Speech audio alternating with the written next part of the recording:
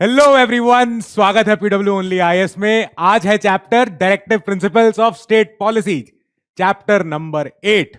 अब यहां पे कहानी बहुत ऐसी है कि देखो, जब भी फंडामेंटल राइट पढ़ोगे उसके साथ आपको डीपीएसपी पढ़ना ही पढ़ना है। फंडामेंटल राइट के पीछे पीछे पीछे पीछे चिपक के आता है डीपीएसपी। अलग नहीं है, दोनों के दोनों हैं, भले अलग अलग पार्ट्स में मेंशन है संविधान के, लेकिन प्रॉब्लम यह है कि डीपीएसपी जो है थोड़ी सी ऐसी कम हैसियत रखता है फंडामेंटल राइट जितनी। तो फंडामेंटल राइट के तो हमने लास्ट क्लास में देखे, उसके कुछ क्वेश्चंस हैं जो हमने लास्ट क्लास में डिस्कस आपको दिए थे, उनका एक बार डिस्कशन कर लेते हैं। देखो, फंडामेंटल राइट का क्वेश्चन आया था, ये आया था हमारा 2022 में, लास्ट ईयर का क्वेश्चन है।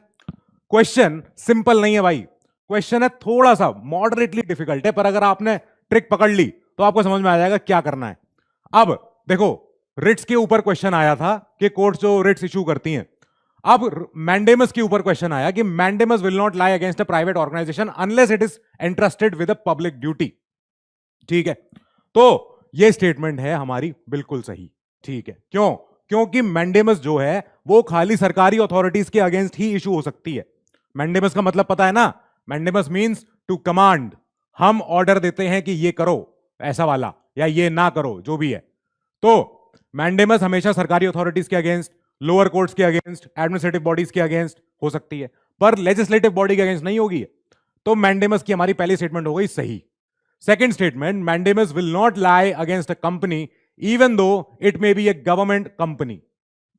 गलत गलत गलत गलत, ये बेकार हो गई स्टेटमेंट, क्योंकि ऐसा है कि मैंडेमस जो है सरकारी अथॉरिटीज के अगेंस्ट लग सकती है। अब जो अगर एक कंपनी है जो उसके पास गवर्नमेंट कंपनी होने का पूरा अधिकार है, मान लो इंडियन ऑयल, तो इंडियन ऑयल एक कॉर्पोरेशन है पर it is majorly owned by the government, तो इसके अगेंस्ट मैंडेमस लग सकती है, इसलिए यह स्टेटमेंट हो गई हमारी गलत। Now third statement, any public minded person can be a petitioner to move the court to obtain the writ of quo warranto. Quo warranto का मतलब, को वारंटो आपको पढ़ाया था मैंने लास्ट क्लास में। को वारंटो का असली मतलब होता है किस हक से, क्या क्या आप सोच के आपने ये की है रिट। तो ये अकेली एक रिट है जो कोई भी इंटरेस्टेड पार्टी इसके लिए सुप्रीम कोर्ट या हाई कोर्ट का दरवाजा खटखटा सकती है। बाकी जो रिट्स होती हैं चारों, उसमें सिर्फ जो एग्रीव्ड पर्सन है, जिसको प्रॉब्लम हो रही, जिसके फंडामेंटल राइट वायलेट हो रहे हैं, खाली वही जा सकता है कोर्ट, क्योंकि कोर्ट उससे पूछेगी कि आपका लोकस स्टैंडी क्या है। लोकस स्टैंडी मीनिंग कि आपका कोई इंटरेस्ट है, आपका कोई पर्सनल इससे ताल्लुक है केस से। तो जिसका लोकस स्टैंडी नहीं है वो बाकी चार रिट के ऊपर कोई याचिका दायर नहीं कर सकता।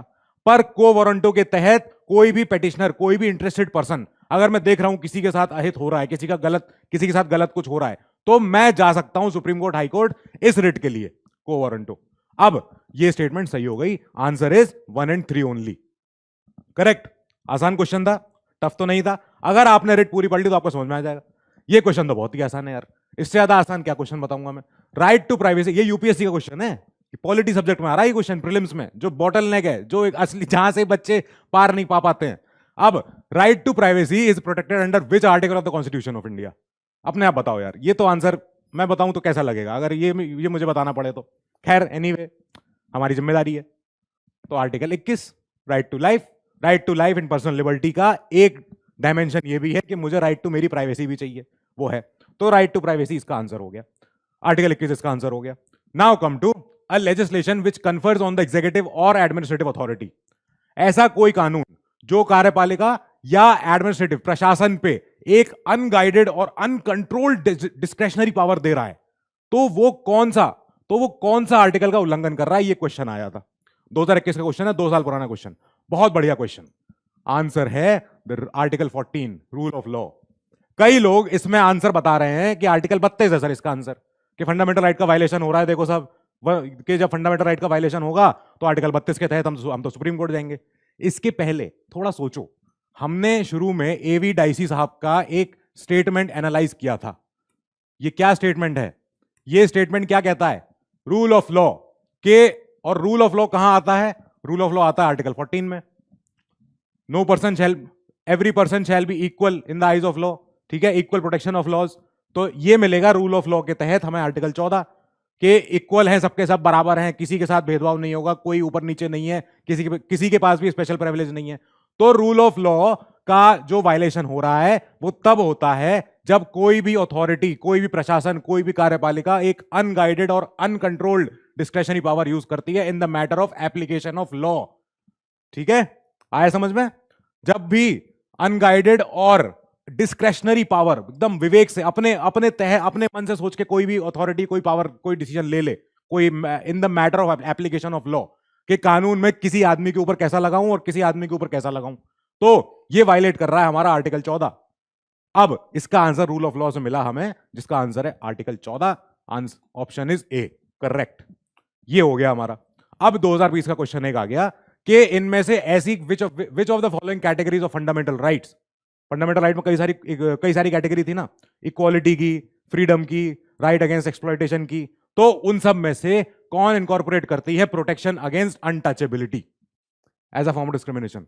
ये बताओ मुझे। राइट अगेंस्ट एक्सप्लॉयटेशन, या राइट टू फ्रीडम, या राइट टू कॉन्स्टिट्यूशनल रेमेडीज, या राइट टू इक्वालिटी? मिल गया आंसर। अनटचेबिलिटी मीनिंग छुआछूत, भेदभाव, किसी से उसकी धर्म, जात, नस्ल या उसका लिंग या उसके प्लेस ऑफ बर्थ, इन चीजों के ऊपर अगर अनटचेबिलिटी से उसको डिसेबल किया गया कि तुम इन पब्लिक जगहों पे नहीं जाओगे, इन शॉप्स पे नहीं जाओगे, इस कुएं से पानी नहीं पियोगे, उस झील नदी के किनारे नहीं आओगे, इस गांव में नहीं आओगे, तो ये छुआछूत हो रही है। ये एक डिस्क्रिमिनेशन है जो बहुत ही ज्यादा, मतलब कार्डिनल सिन है, बहुत खराब चीज है।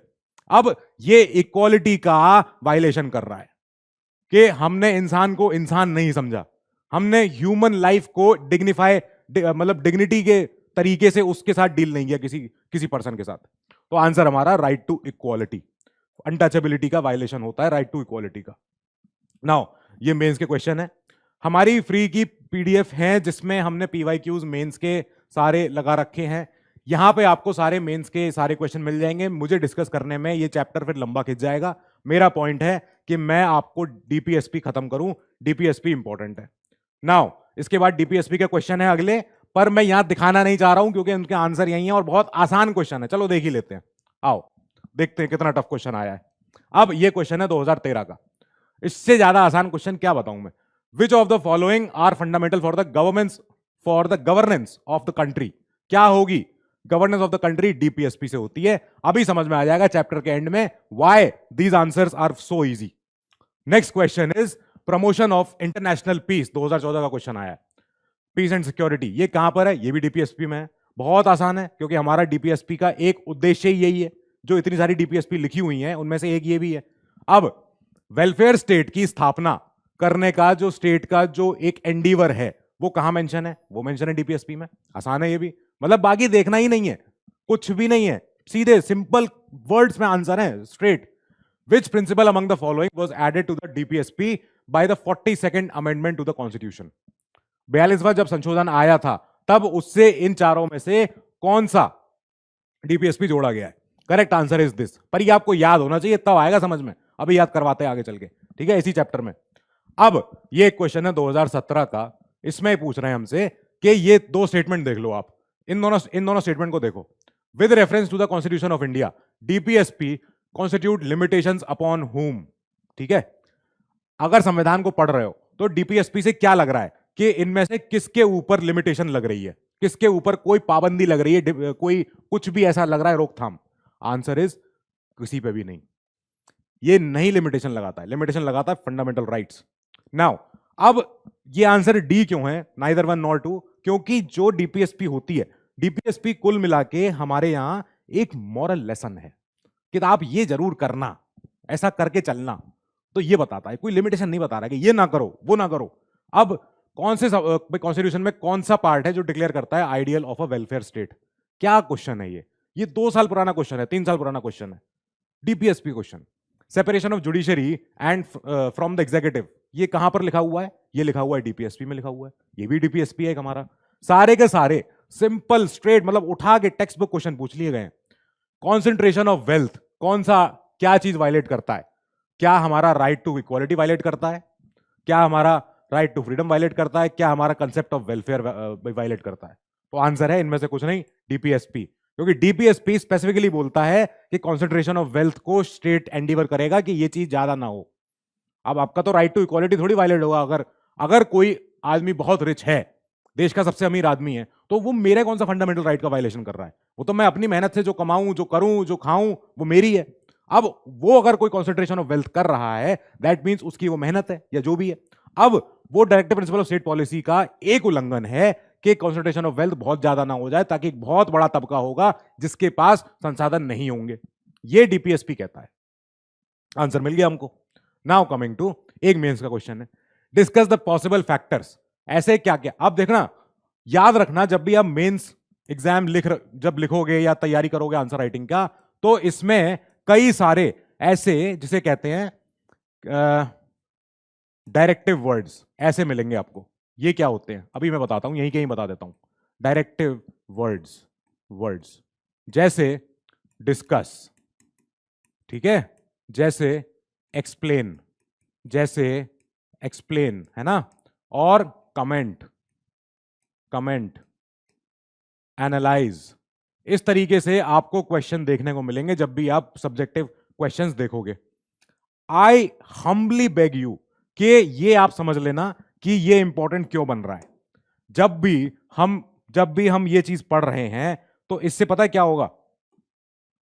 ओह, आई डिड समथिंग, नहीं करना था। हाँ, तो ये इसलिए जरूरी हो जा रहा है क्योंकि हर क्वेश्चन का आस्क अलग है। ये क्या, ये सब मिलके क्या डिफाइन कर रहे हैं? ये सब मिलके ये डिफाइन कर रहे हैं कि क्वेश्चन का आस्क क्या है, क्या पूछना चाह रहा है क्वेश्चन। बहुत बार बच्चे यहां कंफ्यूज हो जाते हैं, अरे सर डिस्कस करना है, पहले इंट्रो देंगे, फिर बॉडी बनाएंगे, फिर प्रोज एंड कॉन्स लिखेंगे, कंक्लूजन दे देंगे। नहीं, उससे पूछो कि क्वेश्चन भैया आपको क्या चाहिए था। क्वेश्चन ने कहा कि मेरे साथ डिस्कस करो बस कि पॉसिबल फैक्टर क्या क्या है जो इनहिबिट करते हैं इंडिया को from enacting for its citizens a UCC as provided for in the DPSP. कि आप डिस्कस करो मुझसे 200 वर्ड्स के अंदर, मुझे ये बताओ कि ऐसे क्या क्या फैक्टर हैं जो हमारे देश को रोक रहे हैं यूसीसी लाने से। कब का क्वेश्चन है? 2015 का क्वेश्चन है। बहुत प्लेन सिंपल क्वेश्चन है, पर ये जो डायरेक्टिव वर्ड है ना, ये डिफाइन करता है कि आपका आंसर किस तरफ जाना चाहिए। क्या आपको एनालाइज करना है? नहीं करना है। क्या आपको कमेंट करना है उस पर? नहीं करना है। आपको कमेंट भी नहीं करना है। तो फिर भैया क्या मांग रहे हैं हमसे? ये हमसे मांग रहे हैं कि हमारे साथ डिस्कस करो। मतलब एक आप पॉइंट दो, उसी पॉइंट का काउंटर खुद ही लिखो। हर आंसर का इन ये जो मैंने ऐसे ये जो कीवर्ड बताए हैं ना, सब के मॉडल आंसर डिफरेंट मिलेंगे, एक सेम बॉडी के तहत नहीं मिलेंगे। अब डिस्कस करना है तो मैं बोलूंगा, अगर मैं आपसे डिस्कशन कर रहा हूं और यहां डिस्कशन तो चलो वन वे है, अगर आप मेरे सामने हो और मैं आपसे डिस्कस करूं कोई चीज कि हम चलो बात करते हैं आज इस पे। अब आज हम बात करते हैं साइमल्टेनियस इलेक्शन पे। तो साइमल्टेनियस इलेक्शन पे हम डिस्कशन करेंगे, एक पॉइंट मैं दूंगा, एक पॉइंट आप दोगे, हो सकता है वो अच्छा हो सकता है मेरे से भी अच्छा पॉइंट हो, तो मैं उसको अपने मन में लिख लूंगा कि अच्छा पॉइंट मिला है मुझे। तो आपको डिस्कशन में जब डिस्कस वर्ड कीवर्ड है, यहाँ पे डायरेक्टिव वर्ड है, डायरेक्टिव मतलब जो इशारा कर रहा है कि आपको किस तरफ जाना है आंसर के, तो आपको डिस्कशन में आपको ये बताना है कि भाई ऐसे ऐसे फैक्टर हैं पर इनका काउंटर ये भी है। सिंपल बात है। एंड में आपको एक कंक्लूजन लिखना है। जैसे आप डिबेट जब करते हो, डिबेट में कैसे होता है? डिबेट में होता है to and fro, sorry, for and against, for and against. कॉलेजों में, स्कूलों में डिबेट होती है, वहां पे कैसे होता है कि दो ग्रुप बनते हैं बच्चों के, एक ग्रुप होता है फॉर, एक ग्रुप होता है अगेंस्ट, फिर आखिरी में बच्चे खड़े होते हैं और कहते हैं कि हाँ लेकिन इसका कंक्लूजन ये भी है कि इनके जो पॉइंट है वो गलत नहीं है। तो इस तरीके से आंसर को समराइज किया जाता है। वहां पे आपको लास्ट पैराग्राफ में सिर्फ आपको समराइज करना है कि हाँ फैक्टर्स हैं, इनके काउंटर भी हैं कि क्यों नहीं कर पा रहे हैं हम या क्यों कर सकते हैं हम आगे भी, पर कुछ कुछ ऐसी प्रॉब्लम है जो कि हमें मद्देनजर रखते हुए तब यूसीसी लाना है। ऐसे आंसर बनेगा आपका।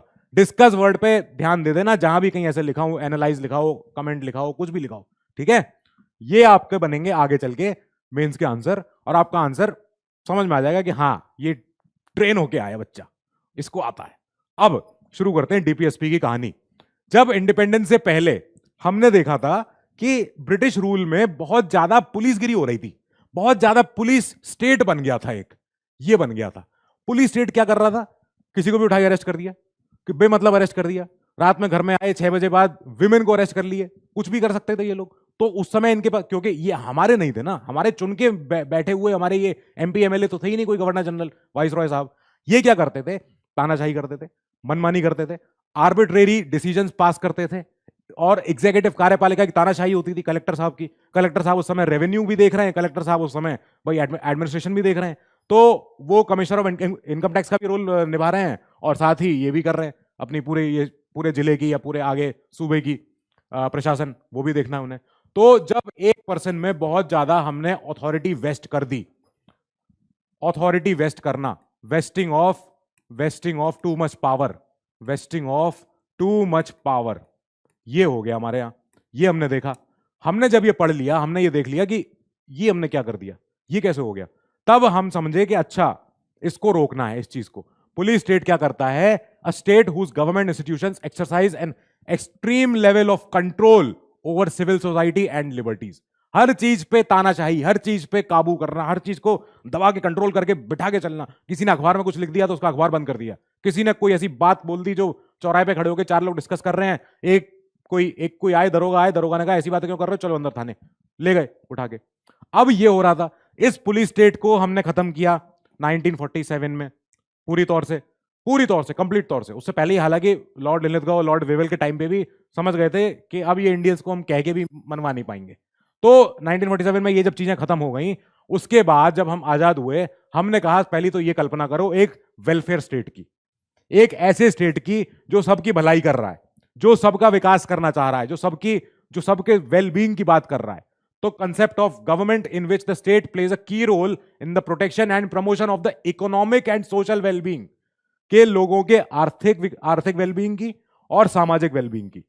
वेलबींग माने उनके भलाई की, उनके और अच्छे तौर तरीके के लिए, उनके अच्छे रहन सहन के लिए, उनके अच्छे जिंदा रहने के लिए। ये सारे हमें जो जरूरत पड़ेगी, जो भी कानूनों की, जो भी एप्लीकेशन ऑफ लॉज की, कानून को लगवाने की जो तरीका होगा वो, और कानूनों की जो उल्लंघन करेगा उसको सजा देने का जो तरीका होगा, तो इस तरीके से होना चाहिए कि वो एक वेलफेयर स्टेट की कल्पना करे। और वेलफेयर स्टेट का काम यही होगा कि वहां पे रहने वाले सारे लोगों का सामाजिक रूप से और आर्थिक रूप से उनका वेलबींग अच्छा रहे, खुशहाल रहे, सब जगह आमदनी हो, सब जगह ज्यादा अच्छी भाई लोगों के पास संसाधन हो, रिसोर्स हो, एवरीथिंग। तो ये सब आएगा हमारा डीपीएसपी के तहत। फिर ये जब हमने पढ़ लिया, हमने कहा हाँ ये हमें चाहिए था, तो ये कहां मिलेगा, ये हमने ढूंढा आयरलैंड से। और आयरलैंड को तो मिला था स्पेन से, वो अलग बात है, खैर वो बाद में देखेंगे। अंबेडकर जी ने क्या बोला था कि भाई डायरेक्टिव प्रिंसिपल जो हैं ये बहुत ही नॉवल फीचर है।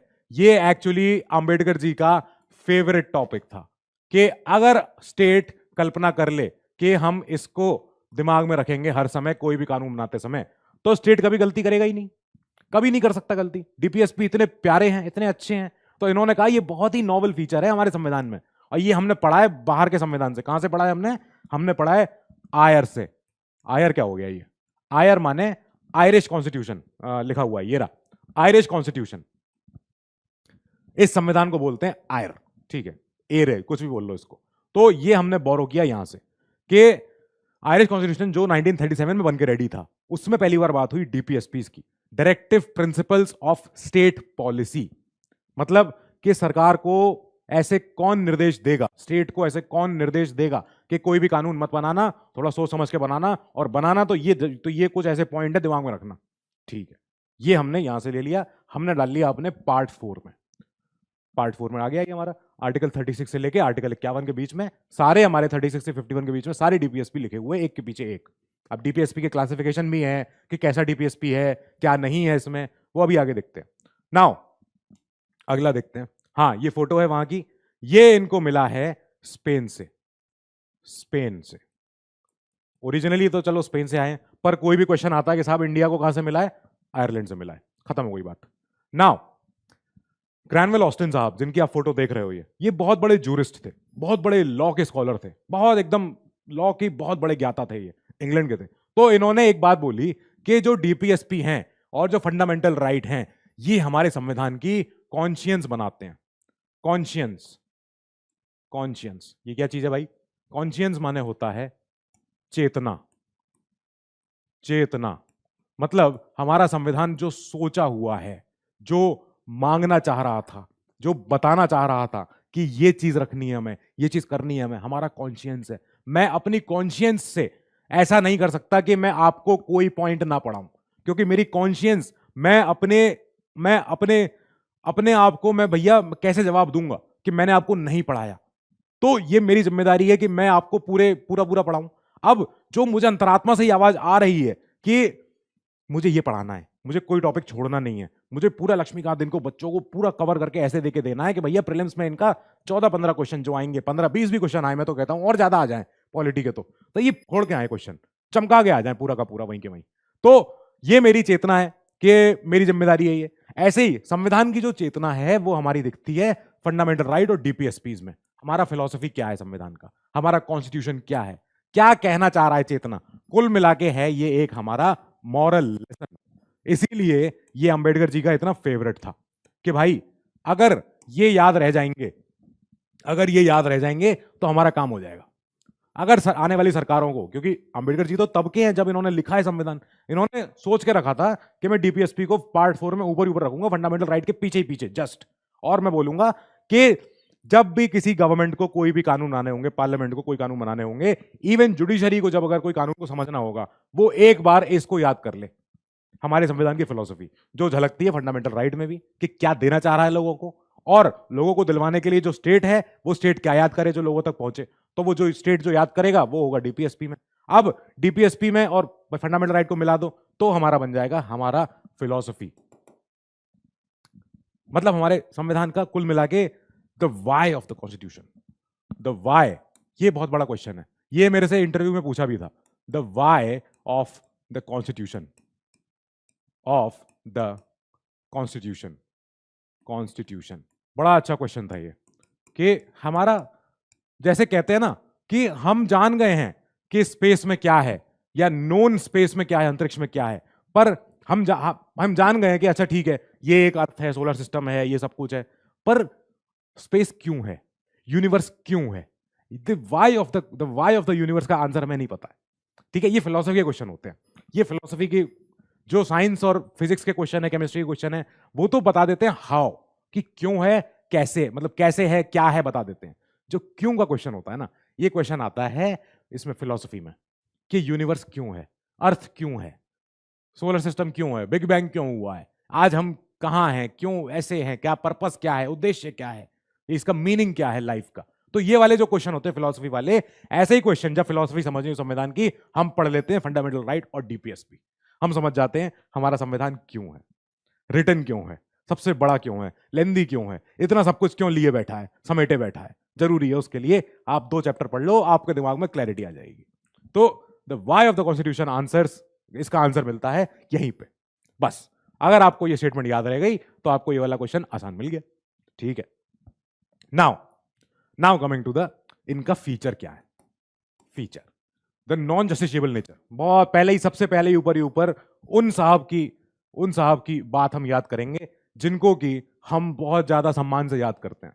सर बी एन राव, आपको याद है ना, मैंने इनके बारे में बताया था आपको, और मैंने पूछा भी था कि इनके ब्रदर भी हैं, इनके एक बड़े भाई हैं, एक छोटे भाई हैं, जो भी हैं। तो ये बड़े भाई भी इनके बहुत बड़ी फैमिली से थे, ये बहुत बड़े यूनिवर्सिटी से पढ़ के आए थे, फिर इन्होंने इंपीरियल सिविल सर्विसेज का एग्जाम क्रैक किया था सर बी एन राव ने। फिर उसके बाद इन्होंने बहुत ज्यादा समय दिया बंगाल में as an IAS officer, as an ICS officer. फिर उसके बाद इनका प्रमोशन हुआ, ये प्रमोट होते होते जम्मू कश्मीर के प्राइम मिनिस्टर भी बने।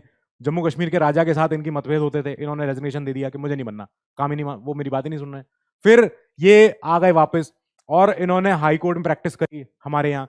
फिर इन्होंने कई ज्यादा ऐसे बुक्स लिखी और कोड के ऊपर, जो बहुत सारे कोड होते हैं ना हमारे, पर्सनल लॉ के ऊपर इन्होंने किताबें लिखी।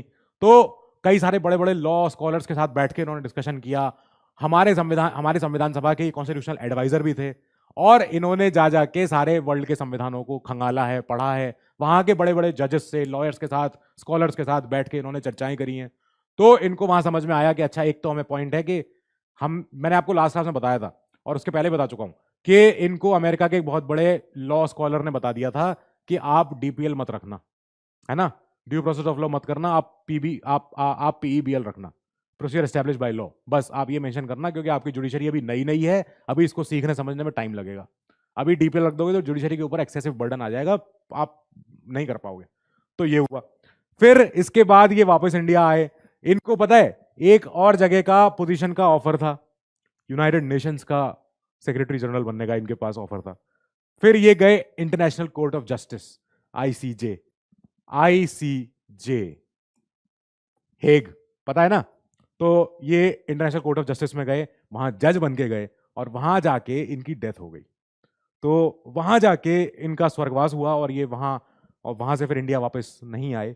तो यहाँ पे सर की जो फिजिकल लाइफ की स्टोरी खत्म हो जाती है, पर इन्होंने जो काम किए हैं, वो इन्होंने जो जितने सारे कर्म किए हैं, वो कर्म अमर हैं।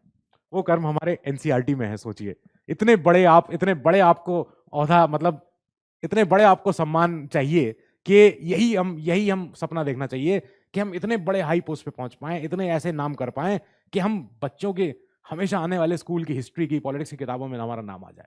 ठीक है? नॉर्मल अगर आपको डेस्क जॉब करनी है, नॉर्मल अगर आपको फर्नीचर ऑफिसर बनना है, देन ये सेवा आपके लिए नहीं है, देन ये सपना आपके लिए नहीं है। आपका सपना होना चाहिए कि हाँ, द वाई, जो वाई है ना, why IAS, why IFS, why IPS, उस वाई का आंसर आपको खुद ही ढूंढना है। और इसका आंसर ये बच्चों वाले आंसर नहीं होंगे कि नहीं नहीं सर मुझे समाज की सेवा करनी है, ये करनी है, वो करनी है। क्या करना है बताओ ना। पहले प्रॉब्लम को आइडेंटिफाई करो।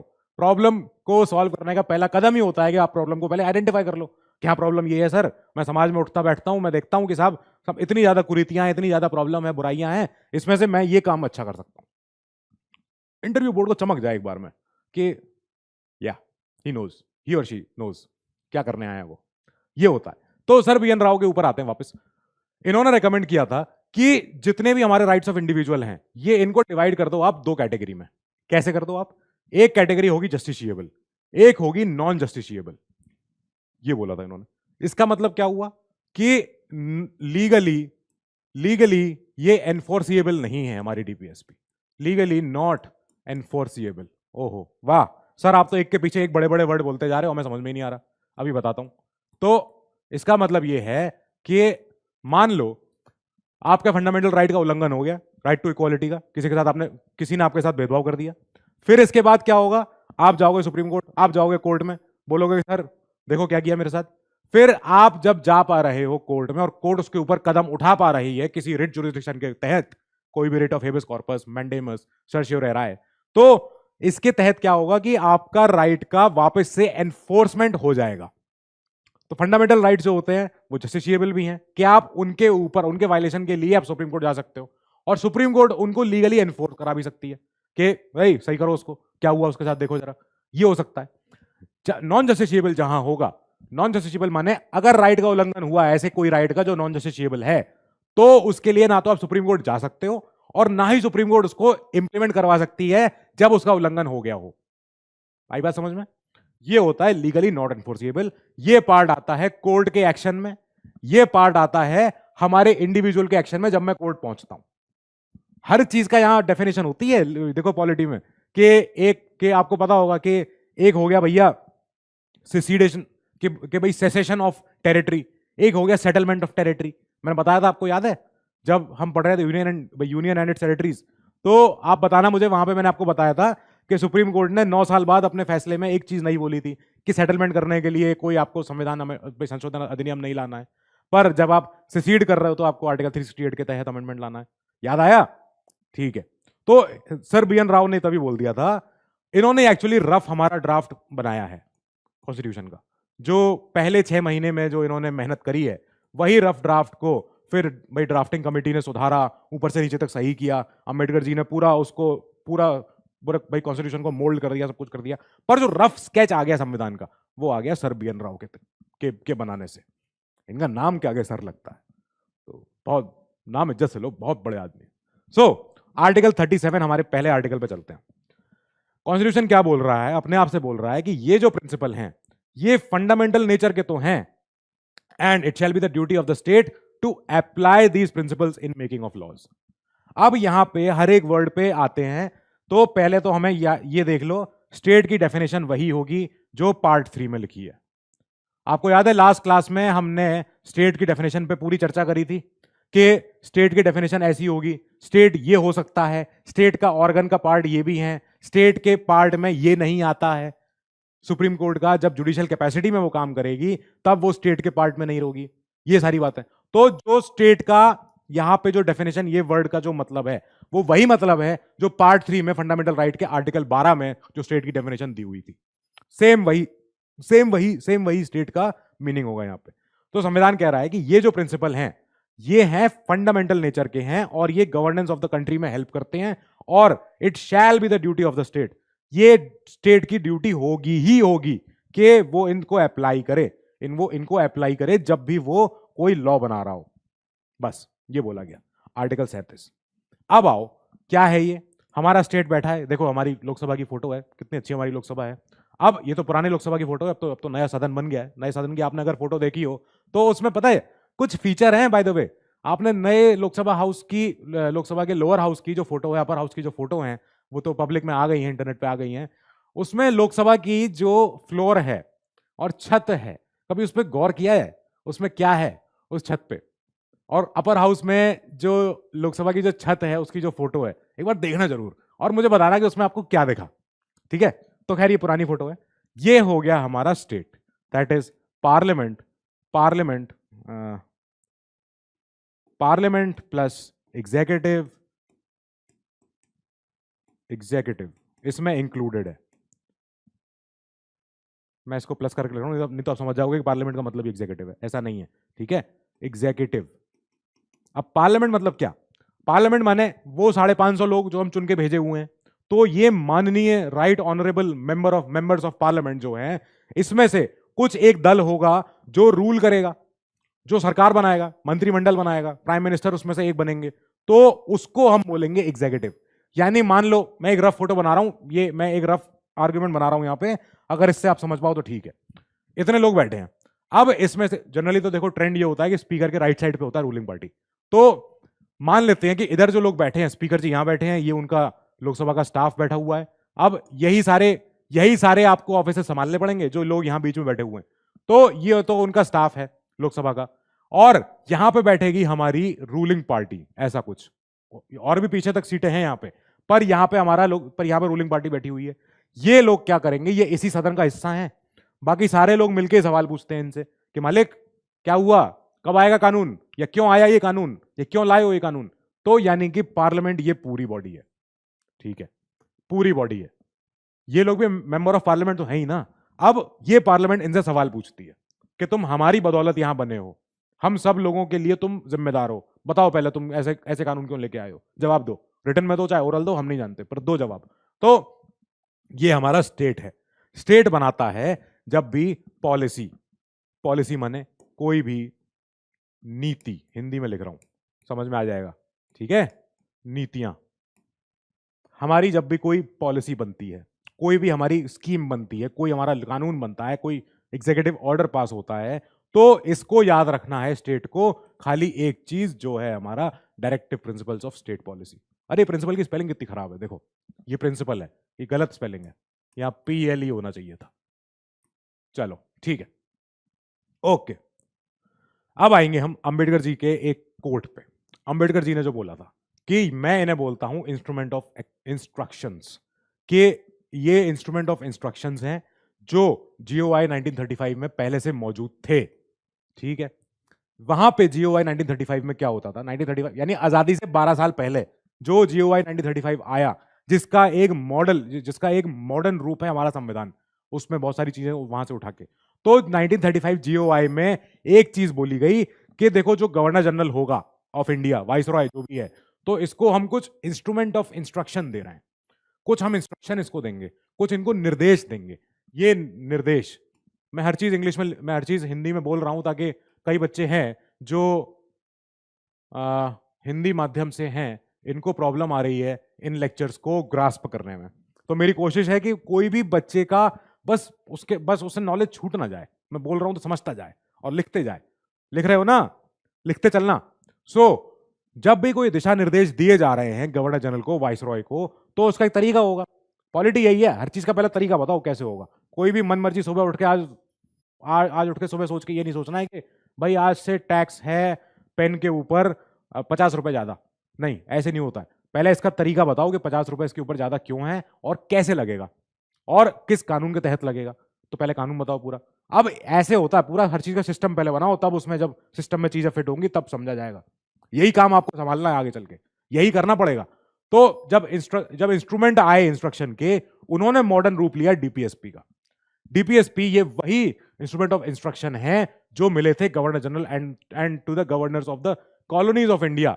जितने छोटे छोटे जो प्रांत थे, जहां पे ब्रिटिश प्रोविंस थे, जहां पे छोटे वाले गवर्नर बैठते थे, governor of Bombay, governor of Madras, governor of Bengal, Bihar, Assam, ये जितने भी थे, तो इनमें सब में अपने अपने गवर्नर थे छोटे छोटे। इनको जीओआई 1935 जो पास हुआ था इन द ब्रिटिश पार्लियामेंट, ये उन लोगों ने बैठ के वहां इसको पास किया, ब्रिटिश पार्लियामेंट ने।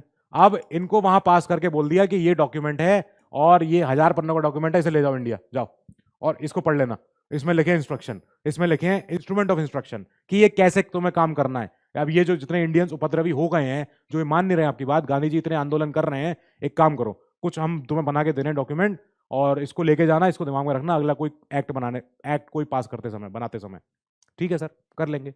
तो हमने वही चीज हमने यहां बोली कि ये जो ब्रिटिश गवर्नमेंट को जो वहां मिलता था जीओआई 1935 के तहत, what is directive principles is merely another name for the instrument of instructions, बस। The only difference is that they are instructions to the legislature and the executive. हाँ, जो इंस्ट्रक्शन जो पहले इनको मिलते थे गवर्नर्स को, खाली गवर्नर जो एक भाई गवर्नर होता है उस प्रदेश का, उस प्रांत का, या पूरे देश का वाइसरॉय जो भी है, तो उसको खाली मिलते थे गवर्नर्स को ये इंस्ट्रक्शन कि आपके ऊपर जिम्मेदारी है, आप बड़े सबसे बड़े ऑफिसर हो, आप सबसे अच्छे पद पे हो, सबसे ऊंचे पद पे हो, तो जरा बात ध्यान से सुनना, अगली बार उपद्रव ना हो, अगली बार आंदोलन ना हो, और ऐसे हमारे फ्रीडम फाइटर्स कभी खड़े होकर तुमसे लड़ाई ना करें। तो एक काम करना, ये इंस्ट्रक्शन लेके जाओ हमारे यहां से, ऐसे इंस्ट्रक्शन याद रखना। हमारे यहां फिर डीपीएसपी को बोला गया कि हमारे जो डीपीएसपी है वो लेजिस्लेचर और एग्जीक्यूटिव दोनों के लिए दिशा निर्देश हैं कि जब काम करना तो पूरी बात सुनना। पहले लेजिस्लेचर माने वही हमारा पार्लियामेंट, और एग्जीक्यूटिव माने जो उस पार्लियामेंट से निकला हुआ हमारा एक कार्यपालिका है, मंत्रिमंडल है। एग्जीक्यूटिव है जो कानून संभालता है, जो देखता है कि कैसे कहां कहां कानून की हमें एप्लीकेशन करनी है, कितनी तरीके से करनी है। ये हमारे डीपीएसपी हमारे ऐसे मॉडर्न रूप में हमारे आए हैं। ये अंबेडकर जी का कोट था। डीपीएसपी अगर मेंस पे क्वेश्चन आया, you can not write the statement of Ambedkar ji, ठीक है। अंबेडकर जी का स्टेटमेंट आपको लिखना ही लिखना है। ये कॉन्स्टिट्यूशनल इंस्ट्रक्शंस हैं या रिकमेंडेशन है, सुझाव हैं, ठीक है, कि हम आपको रिकमेंड करते हैं to the state in legislative, executive and administrative matters, कि क्या करो, कैसे करो, ठीक है। आर्टिकल 36 स्टेट की वही मीनिंग है जो पार्ट 3 में है, जहां फंडामेंटल राइट्स हैं। अंडरस्टूड, सही बात है। Embody the concept of a welfare state and not that of a police state. जो याद है पुलिस स्टेट की भी बात हुई थी शुरू में, कि पुलिस स्टेट की पहले स्थापना रहती थी, अंग्रेज आए हुए हैं, मार रहे हैं, चांटे मार रहे हैं, किसी को भी ले गए उठा के, कुछ भी नहीं दे रहे हैं, जहां मर्जी कर रहे हैं वहां टैक्स लगा रहे हैं, जितना मर्जी कर रहे हैं टैक्स लगा रहे हैं। सोचो, हमारे यहां से बनने वाला एक रुमाल जब इंग्लैंड की एक लेडी ने अपने पर्स में से निकाला था लंदन में रहते हुए, तो पता है उसको सड़क पे से उसको उठा के ले गए थे, अरेस्ट कर लिया था कि तुमने इंडिया का रुमाल क्यों खरीदा है, क्यों खरीद रही हो वहां की चीजें, हम बना रहे हैं ना। हम इंडिया से रॉ मटेरियल लेके आते थे, मतलब अंग्रेज तो इंडिया से रॉ मटेरियल लेके गए इंग्लैंड में सामान बनाया, उसी कॉटन से रुमाल बनाया, और उस रुमाल को वापस इंडिया में बेच दिया। इंडिया में लाके इंडिया का इंपोर्ट एक्सपोर्ट धराशायी हो गया। हम जो चीज एक्सपोर्ट कर रहे हैं वहां पे लंदन में या कहीं और कोई ट्रेडर है, कोई मर्चेंट है जो अपना सामान कहीं बेच रहा है, उस पर लग रहा है 200 गुना टैक्स। वो 200 गुना टैक्स वो दे पाएगा वो मर्चेंट? और अगर वो दे भी पाएगा तो कहां से देगा? उस बायर से देगा जो खरीदेगा। तो खरीदेगा कौन? ऐसा हो रहा था। और हमारे यहां उल्टा क्या हो रहा था, वहां से जो इंग्लैंड से आने वाला सामान है उस पर कोई टैक्स ही नहीं, कोई इंपोर्ट कस्टम ड्यूटी आई नहीं। क्यों होगी? क्यों नहीं होगी? तो क्यों होगी? क्योंकि अंग्रेज हैं, वो तो उनकी हुकूमत है, उन्हें अपने लोगों को वहां पर रिच करना है। तो वो क्या कर रहे हैं, वहां से पका पकाया सामान यहां पे लाके उसको बेच रहे हैं सस्ते में। हमारे इंडियन जो ट्रेडर हैं, जो मर्चेंट हैं, जो पता है पहले बहुत ही पॉलिश्ड, बहुत ही ज्यादा रिफाइंड हमारे प्रोडक्ट बनते थे, हमारे सिल्क की बहुत ज्यादा हैसियत थी, अभी भी है। तो सिल्क हमारा जो हमारा कॉटन होता था, जो प्रोडक्शन होता था हमारा, इतनी ज्यादा उसकी पकड़ थी, इतनी ज्यादा वर्ल्ड में उसका नाम था। और पूरे मिडिल ईस्ट में, पूरे यूरोप में, अफ्रीका के बड़े बड़े जो नोबिलिटी होते थे, ये लोग, साउथ एशिया के लोग होते थे, ये लोग कहते थे इंडिया का सिल्क लाओ भाई, इंडिया का वो लाओ, जो लोग कंधे पे एक चोगा सा पहनते हैं, बड़ा सुंदर सा होता है, बड़ा सॉफ्ट सा होता है कपड़ा, वो हमारे इंडियन ट्रेडर बनाते थे। इंडियन हमारे क्राफ्ट्समैन ये बनाते थे। हमारे जो जितने भी जो कारीगर थे, जो ये महीन काम जानते थे, वो करते थे ये सब काम, अच्छे पैसे मिलते थे उनको, हमारी इकोनॉमी सुधरती थी। फिर ये लोग आ गए, इन्होंने तो आके जो पुलिस स्टेट बनाया, हमारा सारा बेड़ा गर्क कर दिया। और उसके बाद अब ये हमको ऐसे सुझाव देते हैं कि अच्छा तुम्हारे तो संविधान सभा में सारे हिंदू हैं, सारे लॉयर्स हैं, सारे फ्रीडम फाइटर्स हैं, सारे कांग्रेसी हैं, तुम्हारा चलेगा नहीं, तुम्हारा नहीं चल पाएगा। हमने चला के दिखा दिया कि देखो कितना बढ़िया चलता है और चल रहा है। अब ये वेलफेयर स्टेट की स्थापना करवाता है, पुलिस स्टेट की नहीं करवाता है डीपीएसपी। ये हमारे सोशियो इकोनॉमिक डेमोक्रेसी का एंश्राइन करा रखा है। Enshrines socio economic democracy. Political democracy होती है जो फंडामेंटल राइट में आपको दिखती है। ज्यादातर फंडामेंटल राइट में आपको पॉलिटिकल डेमोक्रेसी पूरी मिल रही है, डीपीएसपी में मिल रही है आपको सोशल इकोनॉमिक डेमोक्रेसी। ये होती है positive in nature, unlike FR which are generally negative in nature. मतलब ये क्या मतलब हुआ कि डीपीएसपी कहता है स्टेट ये काम करना जरूर करेगा, जरूर स्टेट को ये काम करना पड़ेगा, स्टेट को वेलफेयर स्टेट बनाना पड़ेगा, स्टेट को वाइल्ड लाइफ को, जंगली जानवरों को, हमारे जंगलों को, वन संपत्ति का हमारा प्रोटेक्शन करना है। अब ये पॉजिटिव है, अच्छी बात है, करो, ये तो करो। फंडामेंटल राइट में कई बार कैसी बातें हैं, no person shall be denied his right to equality and state shall not deny to any person the right to equality. तो वहां पे नेगेटिव बात है कि मत कर देना किसी भी हाल पे। तो डीपीएसपी हमारे एक पॉजिटिव, मैं पॉजिटिव को ऐसे लिख रहा हूं, समझ में आ जाएगा आपको, पॉजिटिव कंजेक्चर है, ठीक है, ये हो गया। और जो हमारा फंडामेंटल राइट है वो हो गया हमारा नेगेटिव इंजंक्शन है। इंजंक्शन ये एक नेगेटिव एक बात बोल के खत्म करता है कि देखो ये मत कर देना, ऐसा मत कर देना, किसी सिटीजन को अरेस्ट से, no person shall be arrested, no person shall be deprived of his life and personal liberty. सारी बातें नो से, नॉट से, नेवर से ऐसी हो रही है, ठीक है, वो बातें हो रही हैं। डीपीएसपी में हमारा होता है पॉजिटिव इंजंक्शन, लिखते हैं इसको इंजेक्शन, इंजंक्शन, इंजंक्शन, कि ये पॉजिटिव आर्ग्यूमेंट से शुरू कर रहा है बात को कि स्टेट को ये भी करना है, स्टेट को ये भी लाना है, स्टेट को वो भी करना है। अब ये अपने आप डीपीएसपी चमक के नहीं आए, इन डीपीएसपी को लाने के लिए कोर्ट ने भी बहुत इसको पढ़ाई करी है कि भाई डीपीएसपी की अहमियत कितनी है, कहां है, वो आगे अभी देखनी है। कोर्ट्स एग्जामिन करते हैं, डिटरमाइन करते हैं किसी भी लॉ की कॉन्स्टिट्यूशनल वैलिडिटी। कोई कानून आया कोर्ट के सामने, अब कोर्ट क्या बोलेगा कि क्या कानून आया, लाओ दिखाओ जरा, ये कानून है, इसके कानून का मतलब ये है, ये है, ये है। अब डीपीएसपी को देखेंगे क्या डीपीएसपी के कोई आदर्श ये कानून इंप्लीमेंट कर रहा है, बहुत बढ़िया, अच्छी बात है। नहीं कर पा रहा है, फिर स्टेट से पूछेंगे कि क्या भैया क्यों लाए हो इसे, क्या करने के लिए लाए हो इसे, क्या पूरा हो रहा है इससे कानून से, ऐसे बात होगी। तो कोई लॉ है, इसके दो चीजें हो सकती हैं, या तो ये डीपीएसपी को फुलफिल कर रहा होगा या नहीं कर रहा होगा। अगर कर रहा होगा तो ठीक है, नहीं कर रहा होगा तो फिर दो बातें होंगी, याद है ऑफिस वैसे ही होगा हमारे यहां, ठीक है। अगर कर रहा होगा कोई भी लॉ, डीपीएसपी को इंप्लीमेंट, डीपीएसपी को फुलफिल या डीपीएसपी को ध्यान में रखते हुए बनाया गया है, प्रॉब्लम ही नहीं है, बढ़िया चीज है, और करो, बढ़िया और अच्छे से करो। अगर नहीं कर रहा है डीपीएसपी को कोई लॉ, फिर ये देखा जाएगा क्या ये फंडामेंटल राइट को वायलेट कर रहा है। फंडामेंटल राइट को इसको फंडामेंटल राइट को ऊपर लिखते हैं एफआर, क्या इनको वायलेट कर रहा है या इनको वायलेट नहीं कर रहा है, वायलेट और नॉट, वायलेट और नॉट।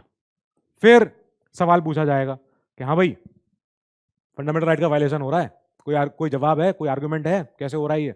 फिर स्टेट कहेगा हाँ है, हमारे पास जवाब है। अगर जवाब रीजनेबल है, अगर जवाब प्रॉपर है, जस्ट है, फेयर है कि भाई कानून हम लाए हैं, जरूरत है, समझो बात को, ये समय की मांग है या जनता की या समाज की मांग है, इसलिए लाना पड़ा है, फंडामेंटल राइट का ऐसा कोई वायलेशन नहीं है। अगर सुप्रीम कोर्ट समझ जाए इनका आर्ग्यूमेंट, रीजनेबली समझ जाए, आंसर उनका उसको सुप्रीम कोर्ट को सेटिस्फाई कर दे, तब फिर ठीक है। नहीं कर पा रहा है उनका कोई आर्ग्यूमेंट सेटिस्फाई सुप्रीम कोर्ट को, then that law is over, law stands null, stands null and void, null and void, ठीक है, खत्म हो जाएगा नो, वो लॉ टिका ही नहीं रह सकता। Any law for implementing DPSP need to be reasonable in relation to articles 14 and 19। Reasonable, just, fair, सब कुछ होना चाहिए। हम मान लेंगे आपकी बात कि हाँ कोई कानून है जो फंडामेंटल राइट्स में आर्टिकल 14 का उल्लंघन कर रहा है, आर्टिकल 19 का उल्लंघन कर रहा है। 14 माने राइट टू इक्वालिटी, 19 माने हमारे कोई फ्रीडम, और 21 तो होता ही हमारा राइट टू लाइफ। तो 14, 19, 21 का ट्रायो चलता है, आपने कहीं पढ़ा होगा कि जो 14 प्लस 19 प्लस 21 जो 3 आर्टिकल हैं ये क्या बनाते हैं? Heart and teeth, heart and teeth of constitution, कि इन्हीं से हमारा संविधान एक टूथलेस टाइगर नहीं है, उसके पास पूरी पूरी ताकत है, जो यहां से इनको पूरा पूरा पूरा उन्हें भाई संविधान को जो बल मिलता है, एक जो जो फोर्स ऑफ लॉ मिल रही है और जो अथॉरिटी मिल रही है वो मिल रही है 3 ऐसे फंडामेंटल राइट से जो बनाते हैं हमारे एक पूरे, जैसे कहते हैं कंप्लीट एक सेट। अब अगर डीपीएसपी नॉन जस्टिशिएबल हैं, अगर इनके वायलेशन के वजह से कोई कहीं कोर्ट में नहीं जा सकते हैं, तो इनका सरकार कोई भी स्टेट इसको फॉलो क्यों करेगा? क्या मतलब है इसको फॉलो करने का? तो अंबेडकर जी ने बोला था ऐसा है, कोर्ट ऑफ लॉ में तो ये डीपीएसपी नहीं चल पाएंगे, ठीक है मान गया आपकी बात, पर जनता के सामने चलेंगे ना, जनता के दरबार में तो चलेंगे ना। जनता सब देखती है, जनता सब जानती है, भले ही मेमोरी शॉर्ट है जनता की, पर जनता कुछ भूलती नहीं है कि आपने वादा किए थे, पॉलिटिकल मैनिफेस्टो आपने बनाया था पूरा पार्टी ने कोई इलेक्शन से पहले, और 5 साल हो गए, अब आपको दोबारा इलेक्शन में लड़ना है, फिर आप जनता के सामने जाओगे, फिर आप बोलोगे कि सर वोट दे दो। जनता आपसे पूछेगी कि कहाँ भैया तुम तो क्या कहे थे कि ये पूरा कर दोगे वो पूरा कर दोगे, क्या क्या किए हो पूरा, ये कर देंगे वो कर देंगे, कहाँ गया, तुम तो कुछ किए ही नहीं हो। तब जनता के सामने, जनता के दरबार में तब समझ में आ जाएगा कि डीपीएसपी की अहमियत क्या है। रुको देखते हैं। इसीलिए डीपीएसपी कोर्ट ऑफ लॉ में नहीं चल पाता पर कोर्ट ऑफ पीपल में चल जाता है कि भाई डीपीएसपी देखो सरकार पूरा नहीं कर रही है तो कोर्ट नहीं जा सकते, तो क्या हुआ, जनता तो देख रही है ना, पढ़े लिखे लोग तो देख रहे हैं ना कि इन्होंने पॉलिटिकल मैनिफेस्टो में क्या क्या वादे किए थे और क्या क्या इन्होंने पूरे किए हैं, देख लेते हैं कितना कितना किए हैं। अपोजिशन पार्टी का इन्फ्लुएंस होता है कि अपोजिशन पार्टी बोलती है कि क्यों चाह रहे हो ये करना और क्यों ये नहीं कर रहे हो जो संविधान कहता है, वो करो ना जो संविधान कह रहा है, वो करो ना जो डीपीएसपीज है, वो करो ना जो वेलफेयर स्टेट की स्थापना कर रहे हैं। आप तो अपने मन का कानून कर रहे हो, आप तो अपने मन का राज्य बना रहे हो, अपना कुछ भी सोचे बैठे हो। नहीं, अपोजिशन पार्टी का एक इन्फ्लुएंस दबाव बनता है क्योंकि वो जनता से ही आए हैं वो भी, तो उनका दबाव बनता है सरकार के ऊपर पार्लियामेंट में कि करना है, कब करोगे ये बता दो बस। अब कोर्ट डिटरमाइन करती है किसी भी वैलिडिटी ऑफ द लॉ, किसी कानून की on with the help of DPSP. अभी पढ़ा था हमने पीछे कि कोई भी लॉ है उसको पढ़ना है, अगर देखना है कि सही है तो ठीक है, नहीं है तो नहीं है।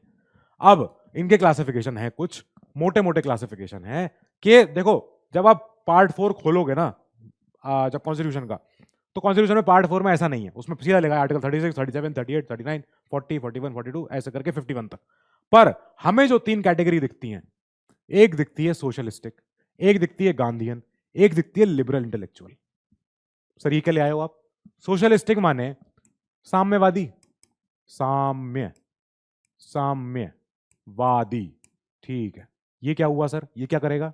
तो देखो कुछ कुछ ऐसी हमारे यहां ऐसे टीपीएसपीज हैं जो ये कहते हैं कि state shall endeavour to secure to all its citizens the right to ये ऐसा कुछ स्टेट करेगा ही करेगा, जो ज्यादातर जनता के फेवर के होते हैं, जो बहुत ज्यादा मतलब पब्लिक के लिए हैं, लोगों के लिए हैं कि सब लोगों को समान एक कोई अधिकार मिले, सब लोगों को एक भाई अपॉर्चुनिटी मिले, सब लोगों को पढ़ाई मिले, खाना मिले, ये मिले वो मिले, सब चीजें हैं। अब कुछ हो तो वो चीज कहलाएगी सोशलिस्टिक कि वो सोसाइटी के लिए है, वो सोशलिज्म वहां से आई है, यूएसएसआर से आई है। अब एक होती है गांधीयन फिलॉसफी। 3 तरह की कैटेगरी है, पहली कैटेगरी तो हो गई सोशलिस्टिक कैटेगरी। अभी देखते हैं आगे कौन कौन से आर्टिकल इसमें आते हैं, फिर देखेंगे गांधीयन में कौन से आते हैं। तो गांधीयन क्या हुई, जो गांधी जी की फिलॉसफी थी कि भारत गांव में बसता है, रूरल एम्पावरमेंट, कि जो पता है गांधी जी की सक्सेस का इतना बड़ा कारण क्या है? गांधी जी को जो श्रेय मिलता है और जो राइटली श्रेय मिलता है, तो आप सोचो ना कितनी बड़ी हैसियत है ये कि एक पर्सन ने जो 19 बहुत बाद में आया है इंडिया में वापस, अफ्रीका में दुत्कारे जाने के बाद इंडिया आए, इन्होंने पहले बार इन्होंने भाई चंपारण सत्याग्रह कर दिया, दांडी मार्च कर दिया, क्विट इंडिया मूवमेंट कर दिया, और इन्होंने सिविल डिसोबीडियंस कर दिया, और इन्होंने डू और डाई कर दिया। तो क्या है इसका मतलब? इन्होंने पता है कैसे किया ये सब? इतना इन्होंने इन्होंने सीधा एक बड़ा गेम खेला। इन्होंने कहा मैं मासेस का आदमी हूं, मैं मासेस का आदमी हूं, मैं क्लासेस का आदमी नहीं हूं, मैं किसी ऐसी कोई बड़ी हायर कोई एलीट क्लास का मेंबर नहीं हूं। मैं क्या करूंगा यार, मेरे जनता सामने है, मेरी जनता गांव में है, मेरा भारत गांव में बसता है।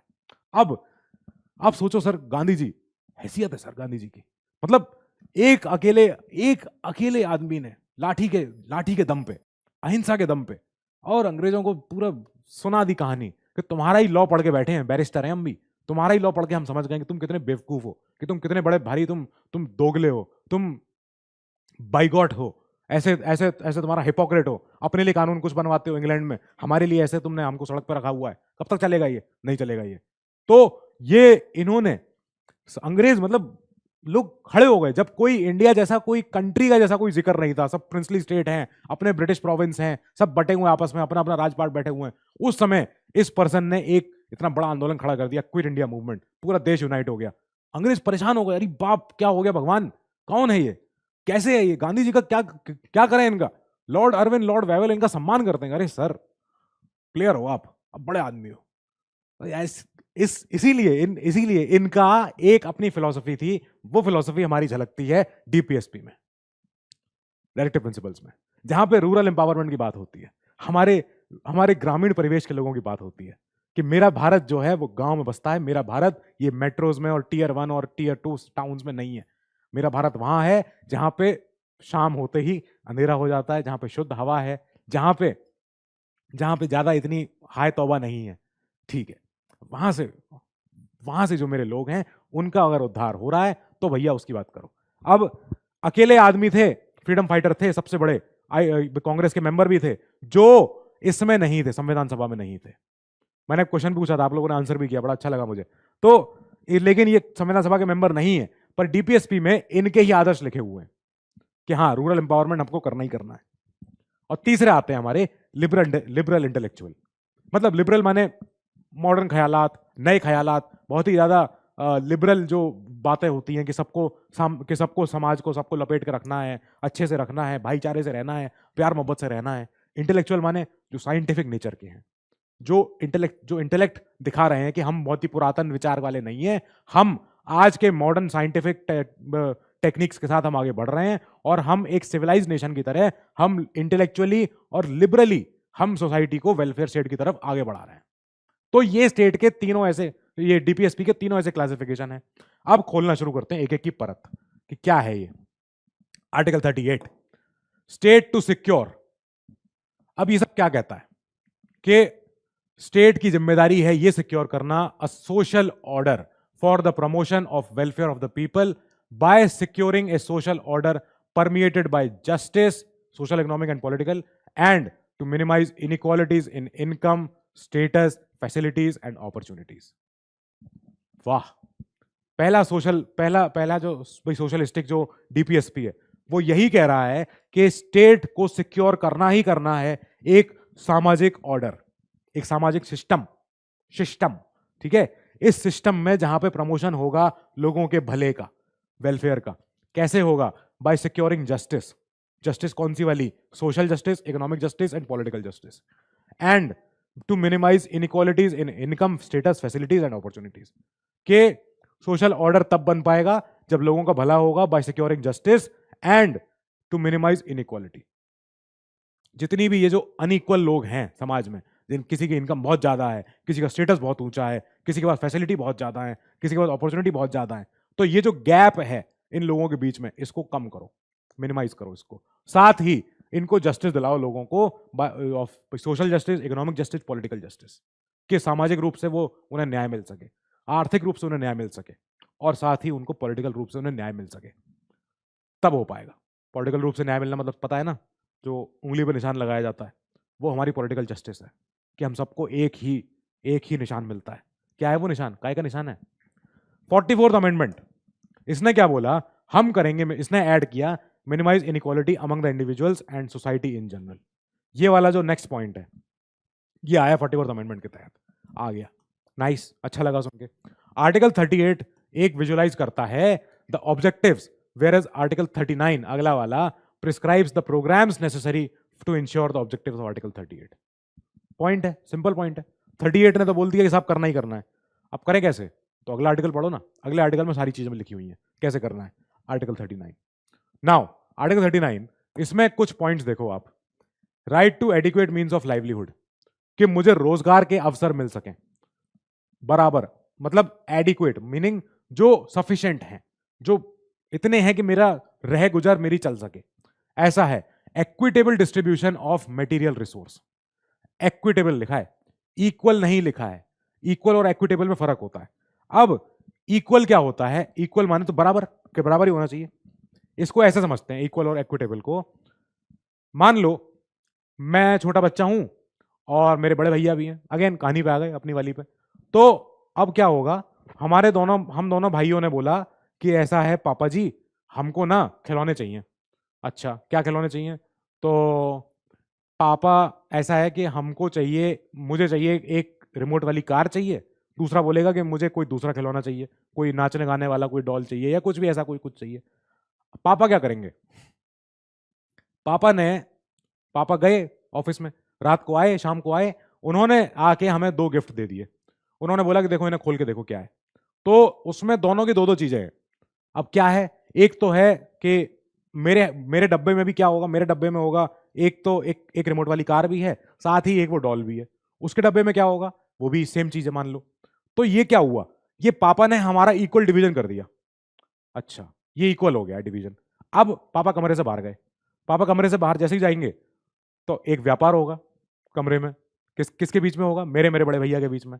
बड़े भैया बोलेंगे तू अपना वाला मुझे वो डॉल दे दे, और जो है तू ये मेरा छोटा वाला कार है ये भी तू रख ले, तुझे कार चाहिए थी ना।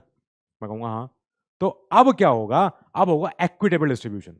जो पापा करके गए वो हुआ इक्वल डिस्ट्रीब्यूशन। अब एक्विटेबल में मेरा जो ट्रेड होगा, मैंने जो एक जो दूसरी जो डॉल थी एक्स्ट्रा मेरे पास, मैंने वो पकड़ा दी, मैंने कहा अपनी वाली रिमोट कार मुझे दो। तो दोनों रिमोट कार मेरे पास आ गई। अब अब हुआ है जो डिस्ट्रीब्यूशन सेट हुआ है, वहां पे 2 डॉल है, यहां पे दो रिमोट वाली कार हैं। तो ये दोनों जो डिस्ट्रीब्यूशन हुआ ये होगा इक्विटेबल, कि हम दोनों खुश हैं अब, कि हमें पता चल गया हमें जो चाहिए था हमें वो मिल गया है। अब ये होगा इक्विटेबल। तो इक्विटेबल डिस्ट्रीब्यूशन होना चाहिए संसाधनों का, ना कि इक्वल। इक्विटेबल माने जिसको जो चाहिए, जिसको जितना जो चाहिए वो उसको मिले, और दूसरा वाला उससे नाखुश ना हो, तो वो होगा equitable. Now coming to prevention of concentration of wealth. UPSC का क्वेश्चन है, डायरेक्ट क्वेश्चन आ गया कि स्टेट एंडीवर करेगा, स्टेट इस तरफ प्रयास करेगा कि कॉन्सेंट्रेशन ऑफ वेल्थ को प्रिवेंट कर सके।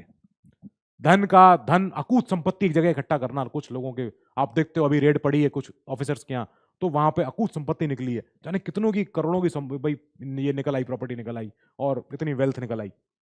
Equal pay for equal work.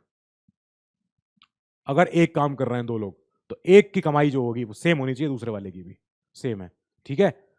Protecting the health and strength of workers, main, women and children against forcible abuse, के लोगों की हेल्थ का ध्यान रखना है, वर्कर्स की स्ट्रेंथ का ध्यान रखना है, उनके बल का, उनके ताकत का ध्यान रखना है। कौन कौन? मैन, विमेन, चिल्ड्रन, सारे जितने हैं इनके। अगेंस्ट फोर्सेबल अब्यूज, जो उनके साथ जबरदस्ती, उनके साथ जो अन्याय होता है, जो उनके साथ जबरदस्ती, उनके साथ जो एक्सप्लॉयटेशन होता है, उसके अगेंस्ट सरकार इनको बचाएगी कि ये नहीं हो जाए कभी किसी के साथ। Now come to 42nd amendment. जरूरी था, अभी सारे अमेंडमेंट आगे एक साथ हम देखेंगे कौन सा अमेंडमेंट ने कौन से आर्टिकल जोड़े हैं, ठीक है। पर अभी समझो पहले क्या है। जो 39F है, हमने पीछे ई तक देख लिए थे, 5 थे। अब देखो, opportunities to children for development in a healthy manner. बहुत अच्छी पहल है ये। 76 की गवर्नमेंट ने जब वो मिनी संविधान आया था, उसमें उन्होंने एक चीज ये भी ऐड करी थी, जिसमें बोला था कि देखो बच्चों का सर्वांगीण विकास हो सके, development in a healthy manner, सर्वांगीण विकास हो, हेल्दी वे में विकास हो, कोई बच्चा कुपोषित ना रह जाए, कोई बच्चा ऐसा ना हो जाए कि उसका कोई विकास नहीं हो पाया, कोई बच्चा ऐसा ना हो कि वो पढ़ ना लिख ना पाए, कोई ऐसा ना हो पाए कि भैया कुछ उसमें कुछ डिसेबिलिटी रह गई, कि वो सामाजिक रूप से वो अपंग है, ये ना हो पाए। तो ये हमने एक अमेंडमेंट के तहत हमने ये वाला डीपीएसपी भी जोड़ी। 39A अगली वाली, ये भी अमेंडमेंट के तहत आई। To promote equal justice and to provide free legal aid to the poor. बराबर न्याय मिले, बराबरी का न्याय मिले और फ्री लीगल एड। अगर मैं अरेस्ट हुआ अगर मुझे मजिस्ट्रेट के सामने पेश किया गया और मैंने कहा सर मुझ पे पैसे नहीं है, मैं कैसे वकील लाऊं अपना, मैं क्या करूं, कहां जाऊं, तो सरकार कहेगी या कोर्ट कहेगी हम आपको वकील दिलवा रहे हैं, आपको एक वकील मिलेगा। अगर आपके पास पैसे नहीं है तो वो सरकारी वकील होगा और वो आपकी हेल्प करेगा, आपको केस आपको आपको आपका वो रिप्रेजेंटेशन कर देगा हमारे कोर्ट में, ताकि आपके साथ ये ना हो जाए कि आपको कोई वकील ही नहीं मिल पाया, हम कोई भी ऑर्डर पास करते हैं आपको समझ में ही ना आए। तो एक वकील होगा जो आपका काम करेगा। पर अब ये जिम्मेदारी, अब प्रैक्टिकलिटी में अगर आप देखोगे तो पता है क्या होता है, सरकारी वकील बहुत कम एफर्ट्स लगाते हैं। अगर कोई प्राइवेट वकील होता है तो वो पूरी जान लगाता है, मेहनत करता है अपने क्लाइंट को बचाने के लिए। सरकारी वकील है, उसको ज़्यादा कुछ लेना देना है नहीं, वो कहेगा मुझे एक्स्ट्रा पैसे दो तब जाके मैं तुम्हारा काम करूंगा ऊपर से, वो गलत बात है। पर कुल मिला के 39A ने ये चीज़ तो इंश्योर कर दी कि कोर्ट तुम्हें एक सरकारी वकील दिलवा ही देगी अगर तुम पे पैसे नहीं है तो।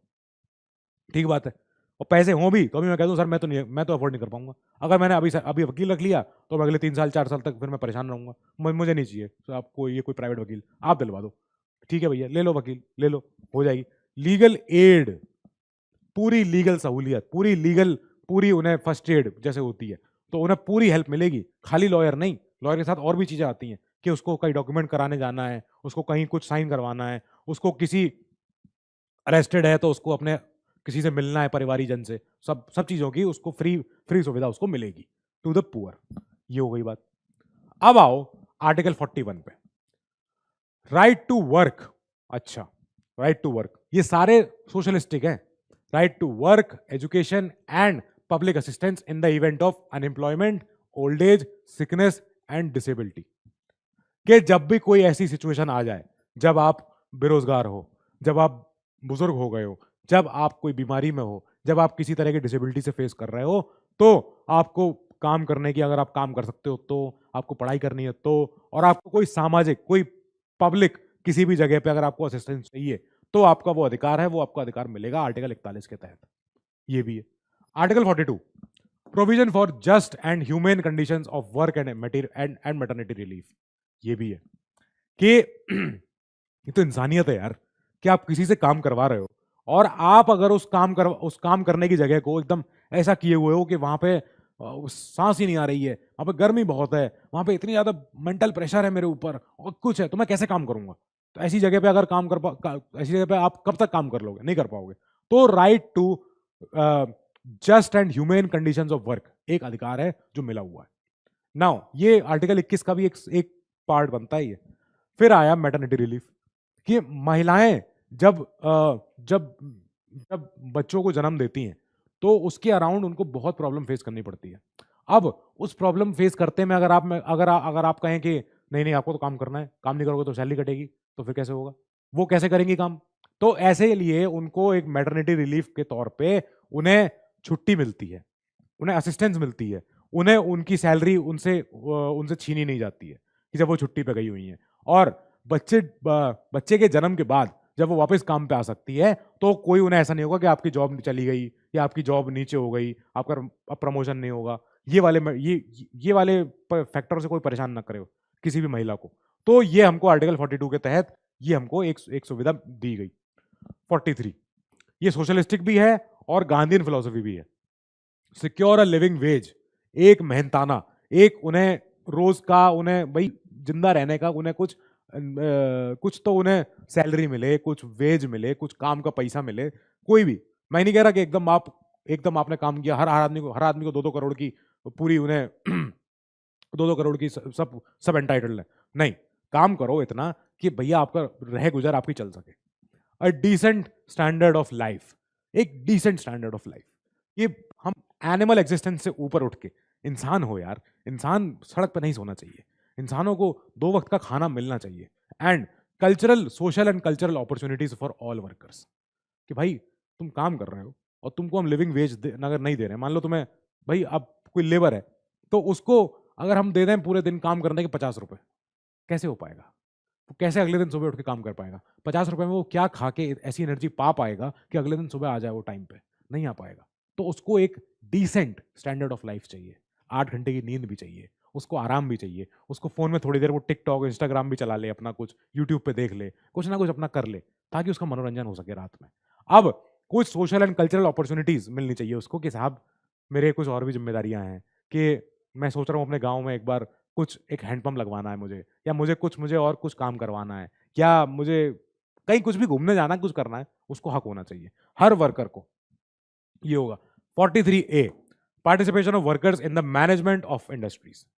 ये आया था 42वें अधिनियम से। ये क्या कहता है भाई? ये कहता है कि जो फैक्ट्रियां होती हैं, इंडस्ट्रियां होती हैं, जितनी आप देखते हो कि कोई पेपर मिल है, कोई इंडियन ऑयल है जहां मैं पहले काम करता था, तो वहां पे क्या था कि यूनियंस ऑफ वर्कर्स होता है। अब जो यूनियंस का वर्कर होता है, सॉरी, जो वर्कर्स का यूनियन होता है, वो काफी ज्यादा पावर रखता है।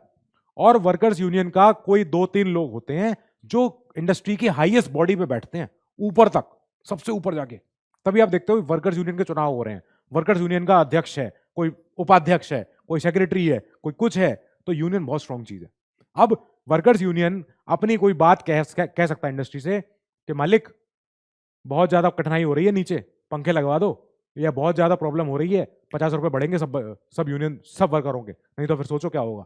और यूनियन ऑफ वर्कर्स कई सारे मैनेजमेंट में डिसीजन भी लेता है कि नहीं नहीं, एक नया प्लांट अभी मत लगाओ, अभी वर्कर्स की फोर्स उतनी नहीं है, वर्कर्स पहले आप और हायर करो, और ज्यादा लोग बनाओ, जब इतनी ज्यादा मैन पावर हो जाए तब एक नया प्लांट लगाएंगे। ऐसी कोई बात हो सकती। तो मैनेजमेंट में, सॉरी आई एम सॉरी, तो वर्कर्स का मैनेजमेंट में पार्टिसिपेशन हो, बिल्कुल हो। ऐसा नहीं हो कि ऊपर से बॉडी कोई बैठी है, बोर्ड ऑफ डायरेक्टर बैठे हुए हैं, फरमान ला दिए कि साहब कल से 12 घंटे की शिफ्ट चलेगी। कैसे कर पाएगा कोई? क्यों कर पाएगा? नहीं करेगा। तो वो अपने भेजेंगे एक यूनियन ऑफ वर्कर्स का कोई कोई प्रतिनिधि। ये जो यूनियन, भाई यूनियन वर्कर्स कितने हैं एक इंडस्ट्री में, एक रिफाइनरी में कहते हैं अगर, तो रिफाइनरी में होंगे मान लो 2000 वर्कर। अब 2000 वर्करों में की जो यूनियन है, इस यूनियन की जो बॉडी बनेगी, इसमें एक होगा अध्यक्ष, होगा जो वर्करों का यूनियन का अध्यक्ष है, साहब मैं हूं, सारे वर्करों का प्रतिनिधित्व मैं करता हूं, सबसे इनका मैं चुन के बैठा हुआ हूं, बताओ मुझसे मुझसे पूछो क्या कहना है। तो ये वर्कर का यूनियन ऊपर जाएगा, अपनी बात कहेगा कि नहीं नहीं, 8 घंटे से ऊपर काम नहीं करेगा कोई भी, ठीक है मत करो, मान लेंगे। पर वो यूनियन जो होगा अफेक्टिव बॉडी है, पावरफुल बॉडी है। ऑल्सो आओ आर्टिकल 47 पे, duty of the state to raise the level of nutrition and the standard of living and to improve public health and prohibition of consumption of intoxicating drinks. आसान है समझना।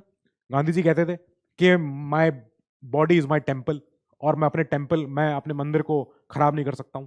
तो कहने का मतलब क्या है कि मैं अपने बॉडी को एक मंदिर की तरह पूजता हूं, मेरे अंदर भगवान निवास करता है, तो मैं अपने बॉडी का अहित क्यों करूं? मैं सुबह रनिंग पे भी जाऊंगा, मैं जिम भी जाऊंगा, मैं अच्छा खाऊंगा, न्यूट्रिशन है। और ये स्टेट की जिम्मेदारी बनती है कि खाली मेरे लिए नहीं, सब भारतीयों के लिए वो ये इंश्योर करे कि साहब सबको पोषित आहार मिलेगा, सबको न्यूट्रिशन मिलेगा, अच्छे उनको डाइट मिलेगी, उनकी स्टैंडर्ड ऑफ लिविंग अच्छी होगी, ताकि उनकी हेल्थ अच्छी हो। और ये जो नशीले पदार्थ का सेवन कोई ना करे जिससे बॉडी को नुकसान हो, ये सारे काम नहीं होने चाहिए। ये गांधी जी का आदर्श है, ये कि गांधी जी ने यही तो किया था जब जब ये अरेस्ट हुए थे 1922 में, और इनको आजाद होने, और ये रिलीज होने वाले थे 1927 में, आगे 5 साल बाद। तब क्या हुआ कि ये वहां बैठ गए भूख हड़ताल पे, और इन्होंने कहा कि भूख हड़ताल क्यों कर रहे हो तुम? कि मैं करूंगा, मुझे करनी पड़ेगी, तो जरूरी है। तो फिर बाद में इन्होंने कहा कि नहीं नहीं, मैं भूख हड़ताल नहीं करूंगा, क्योंकि मेरी बॉडी तो मेरा टेम्पल है, मैं तो खा लूंगा, मैं तो खाना भी खाऊंगा। गांधी जी दोनों तरफ से खेलते थे, बहुत बढ़िया खेलते थे। Anyway, he was very good. Oh, ये बड़ा अच्छा पॉइंट है एक, ये बीएमआई दर्शा रहा है, बॉडी मास इंडेक्स।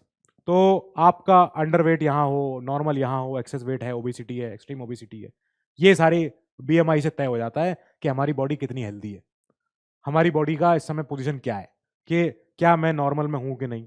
तो नॉर्मल में आने के लिए मुझे अच्छी आहार भी चाहिए, मुझे अच्छी लाइफ भी चाहिए, मुझे पब्लिक हेल्थ वाले काम करने हैं, और मुझे कोई ऐसे गंदे काम नहीं करने हैं जो मेरी बॉडी का दुरुपयोग हो रहा हो जिससे। अब चलते हैं गांधी जी के आदर्शों की तरफ, गांधी जी के प्रिंसिपल्स ये क्या कहते हैं।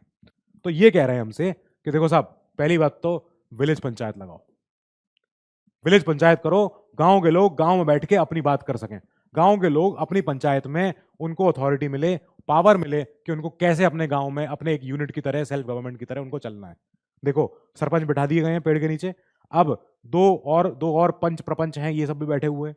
जब हम लोकल गवर्नमेंट पढ़ेंगे, पूरा ग्राम पंचायत पूरा पढ़ना है, ग्राम समिति, ग्राम सभा सब पढ़ेंगे हम। तो कुल मिला के ये है, अपने सारे गांव वाले आपस में बैठे हुए हैं। ये एक गांव की आबादी कितनी होगी, 1000 लोग बहुत होगा, तो 1500 लोग बहुत ज्यादा है ये, तो गांव इतने भी नहीं होते हैं। अब ये छोटे छोटे लोग हैं, ये छोटे छोटे ग्रुप में हैं, तो ये लोग अब क्या कहेंगे कि साहब यहाँ तो ना कोई थाना है, थाना है तो बहुत दूर है गांव से, और यहाँ पे ना तो कोई सड़क बन पा रही है, ना कुछ हो पा रहा है, ना कोई खेत की मेड़ बन पाई है, कुछ भी नहीं हुआ यार सर, कैसे करें। तो इन्होंने अपनी बनाई लोकल पंचायत, अपने अपने गांव के लोगों की, 5-6 गांव ने, 10-12 गांव ने मिलकर एक पंचायत बना ली। तो ये लोग क्या कर देंगे, अब ये पंचायत अपने आप में एक ऑटोनॉमस बॉडी की तरह काम करेगी। आपकी पहली पोस्टिंग, जब आप पोस्टिंग पाओगे एज एसडीएम, तब आपकी ज्यादातर आपकी जो मुठभेड़ होगी वो पंचों से होगी। पंच कहेंगे आपसे कि दादा मालिक, ऑफिसर साहब, रोड बनवा दो, या ये लाइन बिछवा दो, या इंटरनेट नहीं आ रहा है, बिजली नहीं आ रही है, कहाँ गांव में कैसे ट्यूबवेल लगेगा, कैसे हमारे यहाँ पानी छिड़केंगे, कैसे दवाई मारेंगे। तब आपकी ज्यादातर लड़ाइयाँ होंगी पंचायत से, और पंचायत के साथ काम करके आपको ग्राउंड वर्क समझ में आ जाएगा कि कैसे हमारा देश, जो भारत जो गांव में बसता है, कैसे हमारा देश चल रहा है, कैसे हमारा देश बस खुश है। यहाँ लोग बड़े, गांव में बड़े प्रसन्न हैं, बड़े जो भी हैं ठीक है, बस अच्छी रोटी है, ताजी हवा है, शुद्ध पानी है, चलता है, ठीक है। Article 43, to promote cottage industries on an individual और cooperational basis in rural areas. ये क्या होती है कॉटेज इंडस्ट्री? माने छोटे लेवल की, एमएसएमई से भी छोटी छोटी छोटी इंडस्ट्रियां अपने गांव में अगर चलने लगेगी तो every village will become self reliant. Self reliant, self reliant. अगर गांव में अपने आप ही, जो हम एक हाइपोथेटिकल बात करते हैं कि गांव में अपने आप तो खेती भी है, अपने आप इनके यहाँ सब कैटल भी है, इनके यहाँ खाना भी है, दूध भी है, पानी भी है, इनके यहाँ अपने अपने घर हैं, इनके अपने अपने, इनके बिजली भी पहुंच गई है। अब अगर इन्हें और पैसा कमाना है तो ये गांव से ही प्रोडक्ट बनाएं, अपने अच्छे अच्छे कर लें, अपने काम सारे अच्छे कर लेंगे। छोटे छोटे दूध पनीर बना के बेच रहे हैं, छोटे छोटे लिज्जत पापड़ बन गया है ऐसे ही। अब ऐसे प्रोडक्ट बनेंगे तो ये बनते हैं कॉटेज इंडस्ट्री से। कॉटेज माने छोटी सी झोपड़ी, इंडस्ट्री माने फैक्ट्री इंडस्ट्री। तो छोटी इंडस्ट्री अगर बनेगी, गांव अपने आप एक सेल्फ रिलायंट स्ट्रक्चर बन जाएगा, सेल्फ सस्टेनिंग मॉडल बन जाएगा। उसको बाहर के ज्यादा ये ताम तिड़ों की जरूरत नहीं पड़ेगी, वो बस अपना खुशहाल है, गांव सेल्फ सफिशिएंट है, सेल्फ रिलायंट है। तो या तो इंडिविजुअल बेसिस पे बना ले अपना कोई कोई व्यक्ति कि मैं गांव में हूं, मैंने देखा मेरे पास 4 गायें हैं, 2 भैंसे हैं, और मैं मेरे पास एक्सेस दूध है, मैं क्या करूं, मैं दूध का पनीर बनाऊंगा, दूध का घी बनाऊंगा और बेचूंगा, बढ़िया बेचूंगा मैं। दूध बिक रहा है 50 रुपए लीटर, घी बिकेगा 400 रुपए किलो, तो क्यों नहीं करूंगा मैं करूंगा जरूर। अब उसके लिए मुझे क्या क्या करना पड़ेगा, वो मेरा काम है। या तो हम गांव के 4-5-10 लोग मिलके एक छोटा सा अपना कॉटेज इंडस्ट्री बना लें, और हम क्या करें, हम जाएं लेज के पास, फ्रीटो लेज के पास, पेप्सिको के पास कि साहब ऐसा है, हमारे आलू बहुत होता है, तो एक काम करो, अपना हमसे करार कर लो, लाओ बात करो हमसे, और हमारे पास हम 10 लोगों का खेत है, 10 बीघा मान लेते हैं, तो हम 10 बीघे में से आलू बनाएंगे और आपके पास पहुंच जाएगा 100 कट्टे पहुंच जाएंगे, जो भी होगा, जैसे भी होगा 100 क्विंटल हो जाएगा। तो हम इस आलू की डीलिंग कर रहे हैं आपसे। अब ये मैं कर रहा हूं अपने लेवल पे, ग्राम लेवल पे, छोटे लेवल पे, इनसे, फ्रिटोलेस से, पेप्सिको से डील होगी मेरी। फिर मुझे इस आलू के लिए मुझे पैसा मिलेगा। अब मैंने अपना आलू को जो मैं मंडी में जाके बेचता, मैंने जाके बात करी कंपनी से, कंपनी कह रही हाँ पहले हमको देना, हम बढ़िया छाट लेंगे आलू, हम ले लेंगे और तुमसे पूरा उसको मुआवजा देंगे उसका। ये होगा। तो ये होगा हमारा आर्टिकल 43 के तहत। हमें सरकार ये सुनिश्चित कराए, इस चीज की तरफ प्रयास करे कि हम कॉटेज इंडस्ट्री बनाएं और अपना इंडिविजुअल या कॉर्पोरेशन लेवल पे हम अपने आप का और उत्थान कर सकें। ठीक है, बहुत अच्छी बात लग रही है, सुनने में मजा आ रहा है। Article 43B, promotion of cooperative societies. ये बाद में इंसर्ट हुआ था अमेंडमेंट एक्ट के तहत 2011। कोऑपरेटिव सोसाइटी ये बहुत बड़ा एग्जांपल है। इन मैम का आपको नाम पता होना चाहिए, ये बहुत बड़ी ब्रांड का कोऑपरेटिव सोसाइटी का एग्जांपल है ये। इनका प्लीज एक बार बताना जरूर मुझे क्या लग रहा है आपको। Article 46, promotion of educational and economic interests of SCs, STs and other weaker sections and to promote them from and to protect them from social injustice and exploitation। बहुत सिंपल है, सरल बात है। गांधी जी जो कहते थे कि हरिजनों का सम्मान करना है। अब आर्टिकल 46 के SCs, STs का इंटरेस्ट प्रोटेक्ट करना है।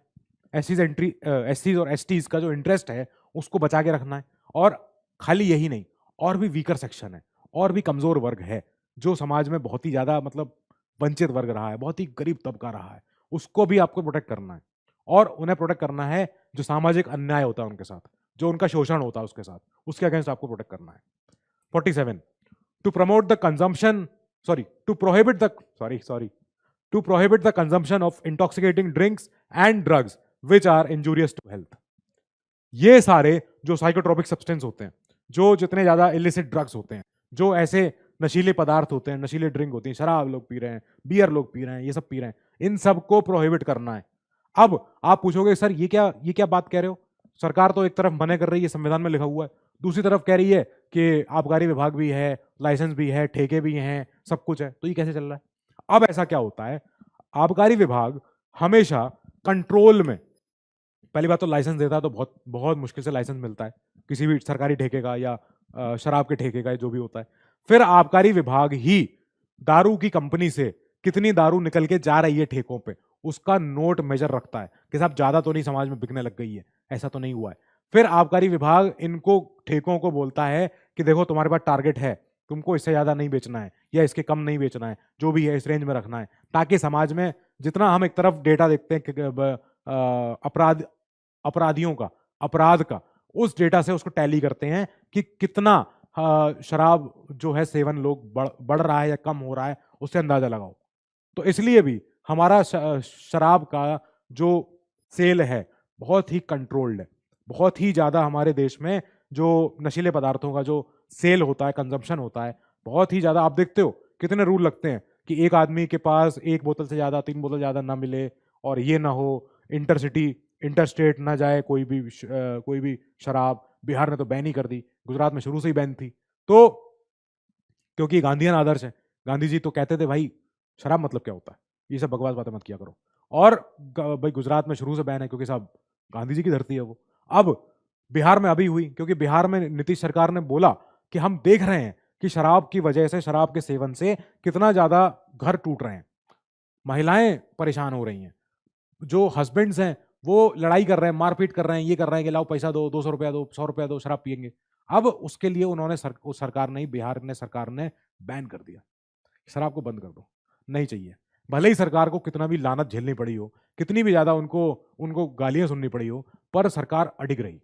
एंड इसलिए नीतीश सरकार की रिस्पेक्ट है कि उस स्टेट में जहां पे बहुत ज्यादा शराब का सेवन होता था, वहां उन्होंने ब्लैंकेट बैन लगा दिया एक बार में कि अब कुछ नहीं, no drinks, no whisky, no sharab, no nothing.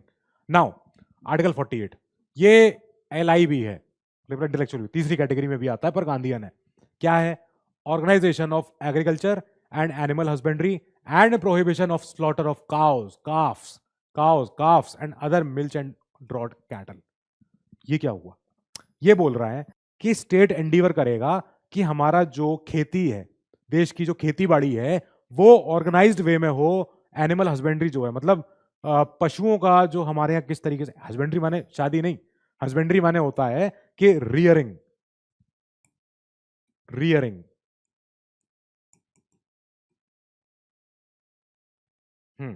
Animal rearing, cattle rearing, मतलब कैसे हम गाय बछड़े, कैसे जो हमारी कैटल है, जो हमारी डोमेस्टिक एनिमल्स हैं, हम कैसे उनका यूटिलाइजेशन कर रहे हैं in a very humane manner, in a very good manner, मतलब अच्छे से, बिना क्रुएल्टी के, बिना बिना उनको चोट नुकसान, उन्हें दर्द, उन्हें पीड़ा पहुंचाए, हम कैसे उनसे हम अपने फायदे की चीजें ले सकते हैं। जानवरों से लेते ही आए, शुरू से लेते आए, ह्यूमन तो शुरू से ही गाय, घोड़ा, बकरी, सब चीजों को उन्होंने काबू कर लिया कि ला ये तो काम की चीज है, अच्छी चीज है, घोड़ा में यहाँ से मन ले जाएगा, ऊँट हमें यहाँ से मन ले जाएगा, और गाय भैंस है तो इनसे तो हमें दूध मिलता है, और गाय भैंस जो गोबर और जो गौमूत्र देती है, उसके बेनिफिट शुरू से हमारे हम पढ़ते आए हैं। ठीक है, तो काउस काफ्स का स्लॉटर नहीं होना चाहिए, ये गांधी जी का आदर्श था कि भाई हम हिंदू हैं, हम गाय की पूजा करते हैं, हम गाय माता के सम्मान करते हैं, और इसकी बलि नहीं चढ़े।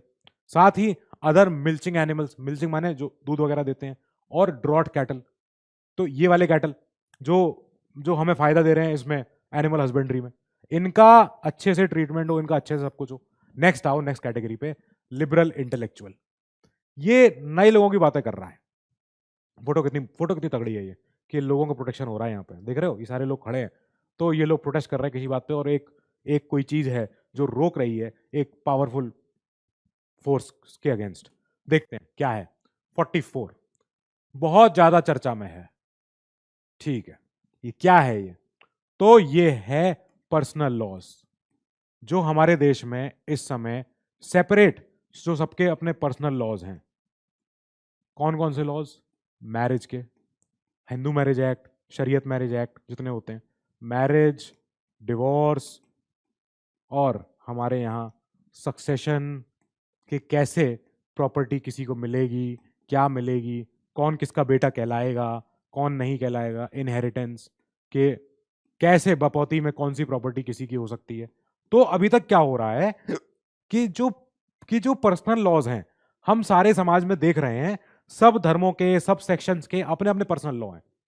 हिंदू मैरिज एक्ट एक होता है, हिंदू पर्सनल लॉ एक होता है, उसके तहत ही हम हिंदू किसी हिंदू से या किसी और धर्म के किसी भी स्पाउस से हम शादी कर सकते हैं। कैसे कर सकते हैं? हिंदू मैरिज एक्ट बताता है कि आपको ये फेरे लेने पड़ेंगे, ये कस्में खानी पड़ेंगी, ये सब होगा, जो भी होगा, ठीक है, हिंदू पर्सनल लॉ में आता है। डिवोर्स कैसे होगा? डिवोर्स का भी एक तरीका होता है हिंदू पर्सनल लॉ में। आसान नहीं है डिवोर्स लेना। इंडिया अभी इतना सिविलाइज, इतना आगे वेस्टर्न डेमोक्रेसी जैसा नहीं है कि तुरंत बोल दिया दोनों ने हाथ मिलाया कि कल से जा रहे हैं अलग अलग घर। ऐसा नहीं होता हमारे यहाँ। हमारे यहाँ फैमिली कोर्ट होती है, हमारे यहाँ बैठ के पहले सुलह करवाई जाती है। हालांकि सुप्रीम कोर्ट ने अब कह दिया है कि जहां पे भी सैल्वेज नहीं हो सकता रिश्ता, उसको 6 महीने में डिसॉल्व कर दो, खत्म कर दो।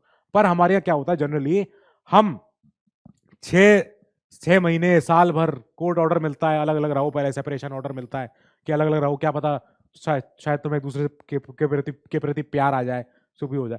किसी तरह रिश्ते को बचाए रखना चाहती है, क्योंकि हमारे यहाँ सोशल फैब्रिक डिवोर्स पे नहीं बना है, हमारा सोशल फैब्रिक बना है मैरिज पे। हमारा मैरिज कोई कॉन्ट्रैक्ट नहीं है, हमारा मैरिज उस ईश्वर का एक आशीर्वाद है कि अब ये रहेगा लाइफ उम्र उम्र तक। तो वो है सक्सेशन के, मेरी कोई नाजायज औलाद या मेरा कोई नाजायज बेटा बेटी, जो उसका कितना हक है मेरे प्रॉपर्टी में, सब कुछ। इनहेरिटेंस के, मेरे फादर की प्रॉपर्टी में मेरा कितना हक है, मेरी बहन उसका कितना हक है मेरे फादर की प्रॉपर्टी में, सब चीजें। तो हर सेक्शन का समाज के अपने अपने पर्सनल लॉ हैं। अब यूसीसी कहता है इन सबको एक करो, यूनिफॉर्म करो, पूरा यूनिफॉर्म ऊपर से नीचे तक, जैसे स्कूल यूनिफॉर्म होती है ना, सबकी एक ही होती है, तो ऐसे एक करो सिविल कोड, सबका एक जगह लिखो। अभी तक हम कोड ऑफ क्रिमिनल प्रोसीजर पढ़ते हैं, इंडियन पिनल कोड पढ़ते हैं, हमने कभी यूसीसी नहीं देखा है अभी तक। अभी इसकी चर्चा दोबारा जोरों पे आ गई है, आएगा तो बिल्कुल हमारे लिए एक नया, वो बिल्कुल नया एक्ट के तौर पे आएगा, पढ़ेंगे उसको भी, बहुत जरूरी होगा वो भी। Article 45, provision of early childhood care and education of children below 6 years, ये ऐड हुआ था। 86वां amendment, made elementary education a fundamental right under article 21A। अच्छा, इसने क्या किया कि आर्टिकल 21A में एजुकेशन को तो कर दिया फंडामेंटल राइट, और आर्टिकल 45 में टेक्स्ट में चेंज कर दिया था। क्या चेंज किया था? जो पहले लिखा था चाइल्डहुड केयर खाली 6 साल के ऊपर के बच्चे के लिए, तो 6 से 14 साल के बच्चों के लिए, वो हटा के उसका टेक्स्ट चेंज हुआ। उसको बोला कि 6 से नीचे बच्चों का तो पहले तो चाइल्डहुड केयर दो उन्हें, वो शिशु हैं, बच्चे हैं, इन्फेंट हैं, वो तो उनसे क्या आप उनसे करा रहे हो, कहां फंसे हो? पहले उनको चाइल्डहुड केयर दो, फिर उनको अर्ली एजुकेशन दो, बिल्कुल प्री नर्सरी, प्री स्कूल जो होती है आजकल, किंडरगार्टन, ये जो होते हैं सारे, तो ये बच्चों को मुहैया करवानी है आर्टिकल 45 के तहत। फिर 48 पे आ जाओ, to organise agriculture and animal husbandry, अभी पीछे पड़ा था, गांधीयन फिलोसफी भी है और साथ ही लिबरल इंटेलेक्चुअल भी है, कि साइंटिफिक वे में चलेगी, साइंटिफिक लाइंस पे हम आज के एनिमल रियरिंग, एग्रीकल्चर को संभाल के रखेंगे। मतलब ऐसा नहीं कि पहले के समय का जो चलता आ रहा है, कि पहले के, जो आपको अगर याद हो तो बहुत सारे खेती के ऐसे ऐसे तरीके होते थे जो डेट्रीमेंटल हैं एनवायरनमेंट के लिए। अब उनको बोला गया वो मत किया करो यार, वो तो समाज बर्बाद, वो तो हमारा एनवायरनमेंट खराब हो रहा है उससे, ये सारे काम क्यों करते हो? पराली जलाना, पराली इसमें बहुत बड़ा प्रॉब्लम है। पराली जो जलाई जा रही है, ये ओल्ड एज तरीका है। ये क्या है ये सब, ये क्यों करते हो ये? अब इसको मत करो यार, दिल्ली की हवा चोक हो जाती है, पंजाब की हवा चोक हो जाती है, यूपी, वेस्टर्न यूपी को प्रॉब्लम हो रही है, हरियाणा को प्रॉब्लम हो रही है, आप जला देते हो यार, ऐसे कैसे होगा? तो हर साल की प्रॉब्लम है, दिल्ली सरकार, केंद्र, हरियाणा, पंजाब, तीनों लड़ते रहते हैं चारों आपस में कि ये नहीं करना है, ये नहीं करना है, वो नहीं करना है। क्यों कर रहे हो? पुराने काम है, गंदे काम है, बेकार काम है, धुआं कर रहे हो, धूल कर रहे हो, हवा में सस्पेंडेड पार्टिकुलेट घूम रहा है, PM2.5, PM10, अच्छी बात नहीं है। अब इसके अलावा एनिमल हस्बेंड्री को संभालना है कि अच्छे साइंटिफिक लाइंस पे हो, कि ऐसा नहीं कि पहले आपने 4 गाय ले ली, उनको दाना पानी खिलाया और छोड़ दिया, बस पूरे गांव में घूम रही है वो और ढूंढ रहे हैं शाम को। नहीं, उन्हें अच्छे से रखो, अच्छे से बाड़े में रखो, एक बढ़िया उनका फेंसिंग बनाओ, उनका तबेला बनाओ, अच्छे से उनको भैया उनको खाना पीना, छत मिले, धूप मिले, पानी मिले, सब चीजें उनको मिले, तब होगा। आर्टिकल 48A ये भी आया अमेंडमेंट के तहत, protection and improvement of environment and safeguarding of forest and wildlife. ठीक है, बचाना भी है, इंप्रूव भी करना है, किस किस को, एनवायरनमेंट को, फॉरेस्ट को, वाइल्ड लाइफ को, तीनों काम करने हैं। ठीक है, करेंगे ही, अच्छे से करेंगे, ये बहुत जरूरी भी है और आने वाले समय में बहुत बड़ा एक इंपैक्टफुल एक कदम बनेगा।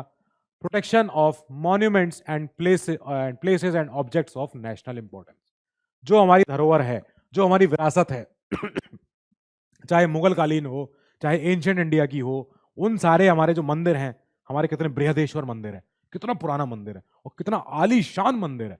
अगर आप उस मंदिर की स्कल्पचर देखोगे ना, आप कहोगे सर ये क्या है, ये कौन लोग बना के चले गए यहाँ पे, बृहदेश्वर टेम्पल, ऐसा ऊंचा पिरामिड, ऐसा लंबा चौड़ा, सिंगल पत्थर से कार्व्ड आउट, ये सब ऐसे ऐसे टेम्पल हमारा, ये द्रविडियन स्ट्रक्चर है हमारे यहाँ, कहाँ कौन लोग थे ये, तो उनको हमें प्रोटेक्ट करके रखना है ताकि आने वाली पीढ़ियां समझ सकें कि कैसे लोग थे यहाँ पे इंडिया में, क्या क्या बना के गए हैं, ताजमहल, ये तो खैर क्या ही बोले।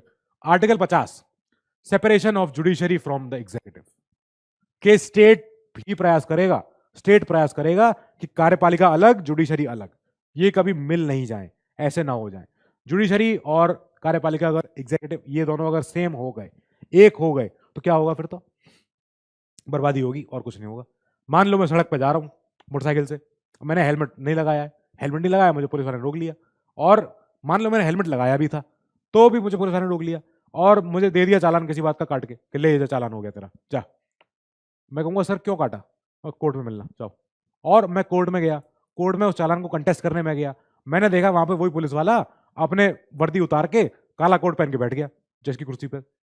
मैं तो गया, मेरा तो केस खत्म, मुझे तो न्याय नहीं मिलेगा। इसलिए क्या है कि जुडिशरी अलग रहेगी, एग्जीक्यूटिव अलग रहेगी, ताकि एग्जीक्यूटिव जो आरोप लगा रही है वो जुडिशरी मैच करे, देखे कि क्या सही है कि नहीं है, और अगर गलत है सारे आरोप हटा देगी, मैं बाइज्जत बरी हो जाऊंगा।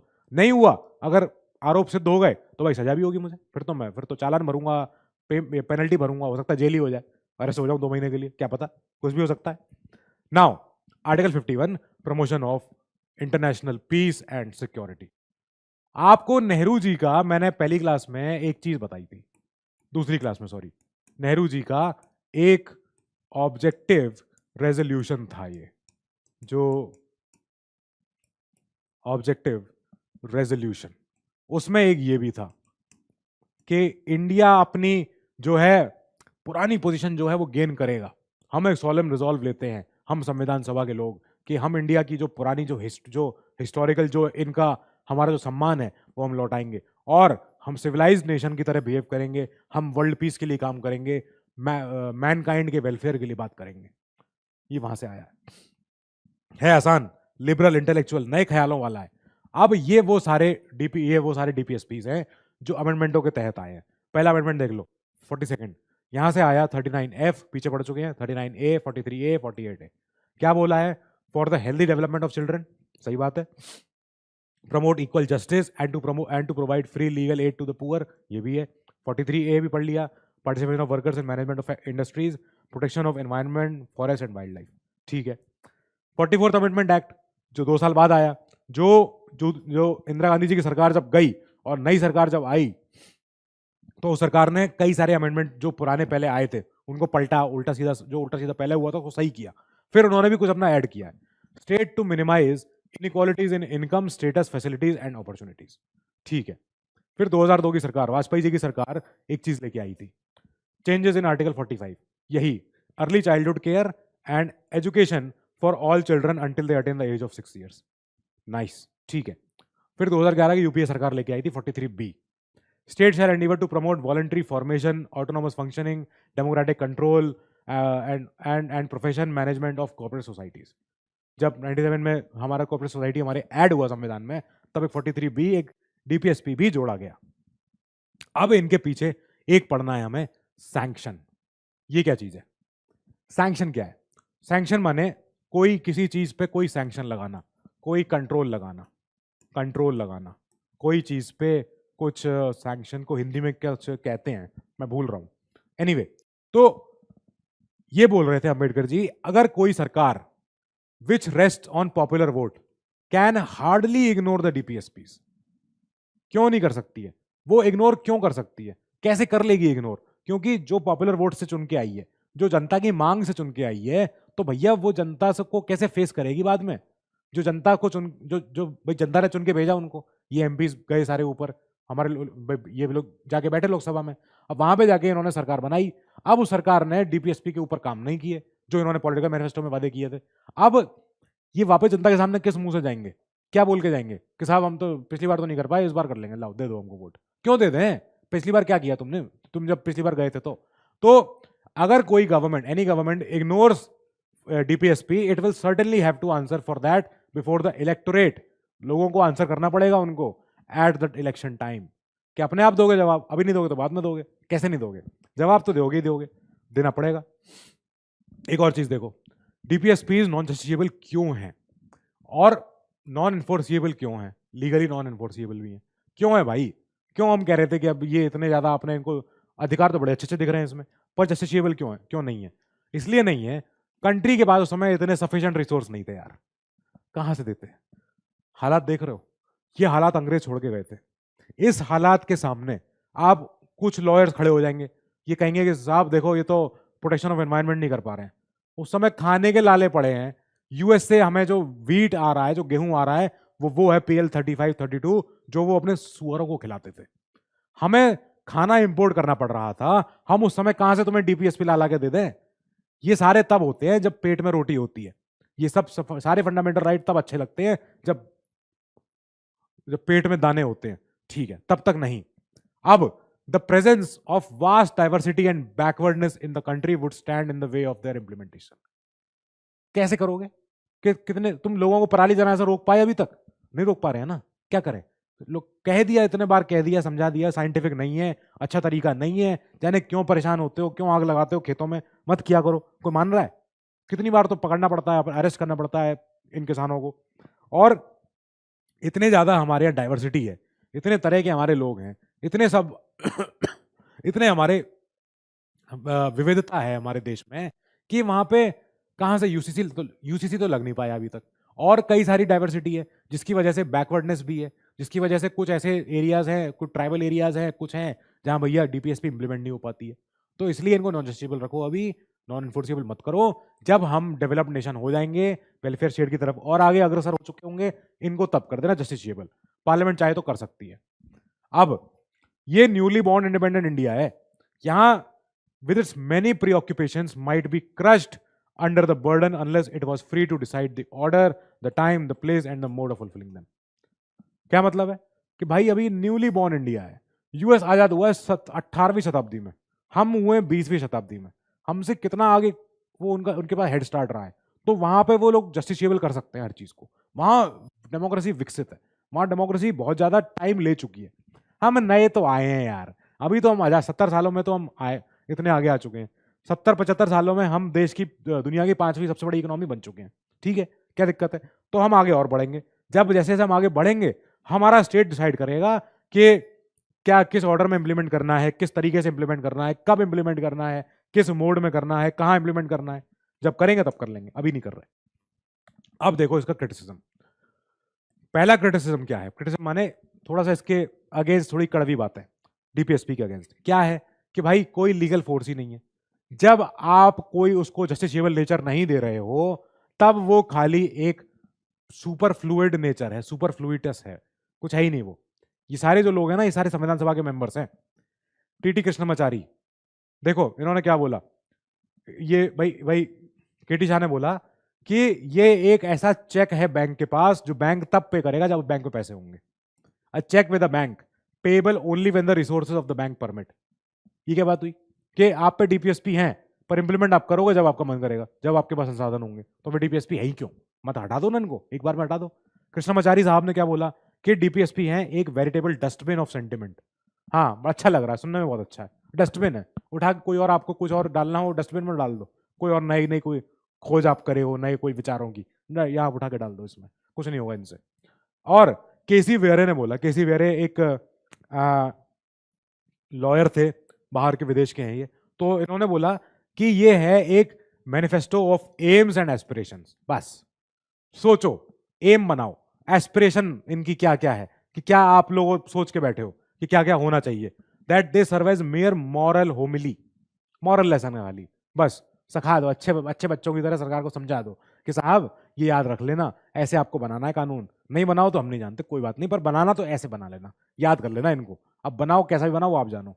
सर इवॉर जेनिंग्स, इन्होंने बोला था कि ये तो बस पायस एस्पिरेशन है, पायस माने बहुत पवित्र एस्पिरेशन है, बहुत ही अच्छी एकदम ऐसी एस्पिरेशन है कि आहा वाह वाह वाह क्या बात हो रही है, इलॉजिकली अरेंज्ड है। मतलब ये क्या हुआ इलॉजिकली अरेंज? भाई देखो इन्होंने बोला श्रीनिवासन जी ने, directives are neither properly classified nor logically arranged. अच्छा ठीक है, declaration mixes up relatively unimportant issues with the most vital economic and social questions. कि कहीं तो आपके पास एकदम सोशल इकोनॉमिक बातें करने के लिए आपके पास आर्टिकल है, उसी के आगे पीछे आपके पास कोई बहुत ही अनइंपॉर्टेंट नॉर्मल सा आर्टिकल है जिसकी कोई खास अहमियत है भी नहीं। ये क्या हो रहा है? इट कंबाइंस रादर इनकॉन्ग्रुअसली, इनकॉन्ग्रुएंसी माने कॉन्ग्रुएंट ट्रायंगल पढ़ा है ना 9th क्लास में ज्योमेट्री, कॉन्ग्रुएंसी इनकॉन्ग्रुएंसी, जैसे बता रहा हूं ज्योमेट्री हल्का सा एग्जांपल बताना पड़ता है क्या करें। जैसे ये एक ट्रायंगल है और ये एक ट्रायंगल है, अगर इन तीनों की साइड 1 है, ये तीनों की साइड 1 है, तो ये दोनों ट्रायंगल कॉन्ग्रुएंट हैं, कॉन्ग्रुएंट हैं ये, ठीक है, कॉन्ग्रुएंट मतलब सेम ही है ये। तो इनकॉन्ग्रुएंट होंगे अगर ये सेम नहीं होंगे तो, ठीक है। तो हम बोल रहे हैं कि जो इनकॉन्ग्रुएंट चीजें हैं आपने उनको कंबाइन कर दिया है, the modern with the old, सबको आपने मिक्स कर रखा है यहाँ पे। And provision suggested by the reason and science with provision based purely on sentiment and prejudice. कि आपने क्या किया है, आपने कुछ तो साइंटिफिक और रीजनिंग के साथ, जो लॉजिक के साथ कुछ ऐसे डीपीएसपी को पकड़ा, और आपने कुछ ऐसे डीपीएसपी को पकड़ा जो पुराने हैं, सेंटिमेंट अच्छे ख्याल है, सोच अच्छी है, प्रेजुडिस कुछ ऐसा मन में बना हुआ है, तो आपने उन दोनों को, साइंटिफिक वालों को और प्रेजुडिस वालों को जोड़ दिया। ये किया है आपने। अब ये कहां तक फेयर है कहां तक नहीं है ये क्वेश्चन देखेंगे। तो कंजर्वेटिव नेचर के हैं ये। इवॉर जेनिंग ने बोला था कि directives are based on the political philosophy of the 19th century England. 19th century मतलब समझते हो, मतलब 1800s, यहां के ये डीपीएसपी थे और वो आप उठाए पड़े हो अभी भी, ये 1800 नहीं है, 1800s मतलब 19वीं शताब्दी। He opined that the directives are deemed to be suitable in India in the middle of the 20th century. के ये तब जरूरी थे डीपीएसपी 1950s में, 60s में, इस तरफ 40s में, तब इनकी जरूरत दिख रही थी कि हाँ वो सही चीज, अच्छी चीज है, क्या पता बढ़िया हो। अब क्या ये आज सूटेबल है फॉर द 21st सेंचुरी, ये क्वेश्चन है, that can not be answered, but it is quite probable that they will be entirely outmoded. कि ये जरूर हम मान सकते हैं कि एक समय आएगा जब हम इनको पूरी तौर से इनको आउटमोड कर दें, हम डीपीएसपी के आगे निकल जाए। डीपीएसपी तब अच्छा था 1940s 50s के अराउंड, अब डीपीएसपी हमें दिख रहा है कि थोड़ा सा वीक पड़ रहा है, कमजोर पड़ रहा है, तो इसको आगे आने वाला समय इसको कर देगा एक रिडंडेंट, एक जैसे कहते हैं आउटमोड कर देगा, इससे आगे निकल जाएगा आने वाला सिस्टम। के संतनम जी ने बोला कि डायरेक्टिव्स ये एक कॉन्स्टिट्यूशनल कॉन्फ्लिक्ट पैदा करते हैं, कहां कहां पे, सेंटर और स्टेट के बीच में, और राष्ट्रपति और प्राइम मिनिस्टर के बीच में, और governor and the chief minister के बीच में कॉन्फ्लिक्ट होगा। बता रहा हूं, कोई सरकार कहेगी कि हमें ये लाना ही लाना है, डीपीएसपी में लिखा है, और सरकार कहेगी तो राष्ट्रपति कहेंगे मत करो, मान जाओ, तो लेकिन सरकार कहेगी हमें लाना ही लाना है, सॉरी हम लाएंगे, साइन करो उस पर, तो कॉन्फ्लिक्ट होगा उस पर, वो चीजों पे थोड़ी सी दिक्कत होगी। Now come to the next, MC Setalvad ji DPSP का सिग्निफिकेंट ये बता रहे हैं। इन्होंने बोला कि ये तो वो है जो अंबेडकर जी ने बोला, instrument of instructions that remind the state of the new social and economic order. ये बताएगा कि कैसा नया सोशल इकोनॉमिक ऑर्डर आने वाला है, क्या होना चाहिए। ये कोर्ट्स के लिए एक यूजफुल बीकन लाइट है। बीकन लाइट माने इसको नॉर्दर्न स्टार भी लिख लो, कुछ भी कह लो, कुछ भी लिख लो, गाइडिंग लाइट, नॉर्दर्न स्टार के, नॉर्दर्न स्टार, ये सारे टर्म हैं इंग्लिश के, बहुत मतलब फ्रेज है, ये कोर्ट्स हैं।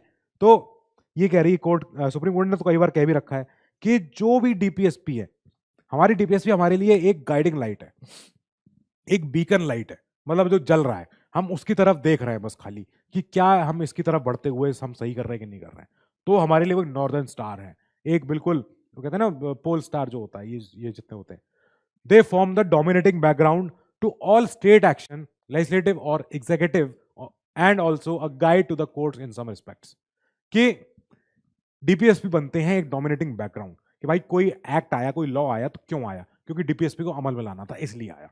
और कोर्ट्स को गाइड करते हैं कई जगहों पे कि साहब देखना जरा कानून कैसा है ये, और कोर्ट्स कहेगी पहले डीपीएसपी पढ़ने दो, एक बार रुक जाओ, डीपीएसपी पढ़ा, हाँ लॉ सही है, कोई दिक्कत नहीं है। और प्रीएम्बल को एम्पलीफाई करता है ये। मैंने वेव बनाई है, वेव का एम्पलीट्यूड याद है ना? तो प्रीएम्बल में जो लिखा हुआ है, प्रीएम्बल याद हो गई कि नहीं हो गई, पहले तो ये बता दो मुझे।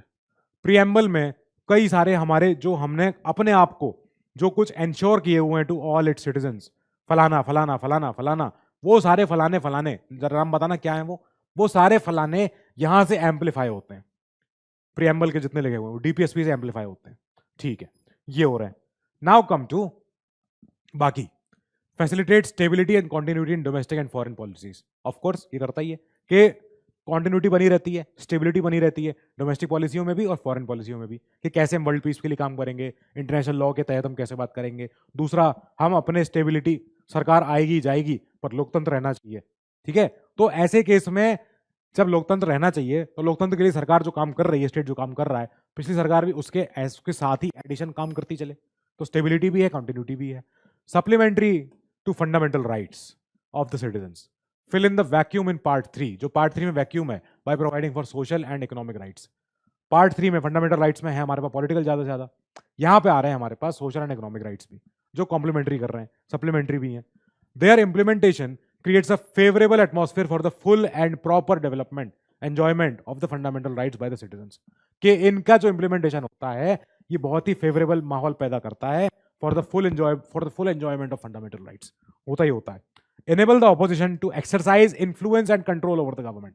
अपोजिशन पंगा करती है, अपोजिशन लड़ती झगड़ती है, जो जो जो विपक्ष होता है कि साहब कब आएगा कानून, क्यों नहीं ला रहे हो कानून, या क्यों लाए हो ये कानून, ये बताओ।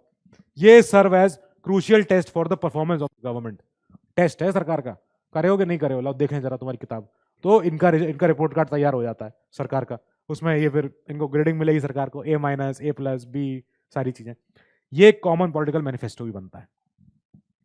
कई पार्टीज होती हैं जो अपना पॉलिटिकल मैनिफेस्टो निकालती हैं, तो पॉलिटिकल मैनिफेस्टो में आप देखते हो कि सरकार पार्टियां वादे कर रही हैं, अरे आ जाएंगे तो ये कर देंगे, वो कर देंगे, ये ले आएंगे, वो ला देंगे, तो वो सब बातें कहां से आई हैं? वो बातें आई डीपीएसपी से, और ये फिर उनका टेस्ट होगा बाद में कि हाँ भाई क्या लाए हो। और बात बताओ, कितने लोग हैं जो मैनिफेस्टो पढ़ते हैं? ये बताओ तो मुझे ये बता दो, कितने लोग मैनिफेस्टो पढ़ते हैं सरकार का, पार्टी का? नहीं पढ़ते हैं। क्यों नहीं पढ़ते हो भाई? क्यों? कब ये सारी बातें कब आप जानोगे, कब आप समझोगे ये सब चीजें कि हमें ये सारी, ये पब्लिक इंफॉर्मेशन है, ये पब्लिक डॉक्यूमेंट हैं जो वेबसाइटों में पड़े हुए हैं जाने कब के, है ना? आपको कभी, आपने अगर मूवी देखी हो कोई, उसमें जब शुरू में सेंसर बोर्ड सर्टिफिकेट आता है, उसमें UA ये लिखा होता है, PG-13 लिखा होता है, क्या होते हैं इनके मतलब? क्यों होते हैं इनके मतलब? वो सर्टिफिकेट पब्लिक है, वो सर्टिफिकेट कभी खोल के देखा है सेंसर वेबसाइट पे? उसका सर्टिफिकेट का मतलब क्या होता है? यहां लोग बहुत ज्यादा चीजें पढ़ना ही नहीं चाहते हैं, लोग पढ़ ही नहीं रहे हैं कि मैनिफेस्टो में सरकार क्या क्या वादे करके बैठी हुई थी और देखो जरा क्या नहीं किया है, और चलो ये ना पढ़ो, चलो कोई बात नहीं। आप कई ऐसे PIB पढ़ लो, कम से कम PIB, प्रेस इंफॉर्मेशन ब्यूरो, वहां पे आपको दिख जाएगा सरकार की नीतियां क्या चल रही हैं, सरकार क्या बनाना चाह रही है, क्या लाना चाह रही है। अभी एनिमल एक्सपोर्ट बिल का एक विरोध हो रहा था, किसी ने पढ़ा वो बिल पूरा? है PIB पे, मिनिस्ट्री ऑफ एग्रीकल्चर पे वो डला हुआ था, डला रहा, फिर उसके बाद वो बिल वापस भी रिलैप्स भी हो गया, सरकार ने वापस ले लिया उसको क्योंकि बहुत विरोध हो रहा था उसका। तो कब आप लोग जागेंगे, कब आप लोग पढ़ना शुरू करेंगे PIB, प्रेस इंफॉर्मेशन ब्यूरो? और PIB पढ़ लो, आपका करंट अफेयर पॉलिटिकल रेडी हो जाएगा। और साथ ही PCI, press council of India, ये कभी इसके बारे में जानना ही क्या होता है, PTI क्या होता है, प्रेस ट्रस्ट ऑफ इंडिया क्या होता है, ये जान लो। ये सब चीजें ये बहुत काम आएंगी, और यहां नहीं तो इंटरव्यू में काम आएंगी। तो ये सब कब पढ़ोगे मालिक? पढ़ना शुरू करो इन सबको। इतना कहां तक लेके जाए? नाउ कुछ ऐसे केस आएंगे हमारे सामने जो फंडामेंटल राइट और डीपीएसपी के ऊपर नीचे हो रहे थे। केस क्या है? शुरू में चलते हैं, बिल्कुल आजाद हुए, 47 में आजाद हुए, 51 में केस हो गया। केस क्या है? फंडामेंटल राइट और डीपीएसपी का केस हो गया।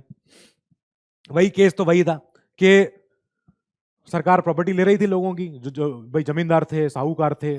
पहले जमींदारी, ये होता था ना, जमींदारी,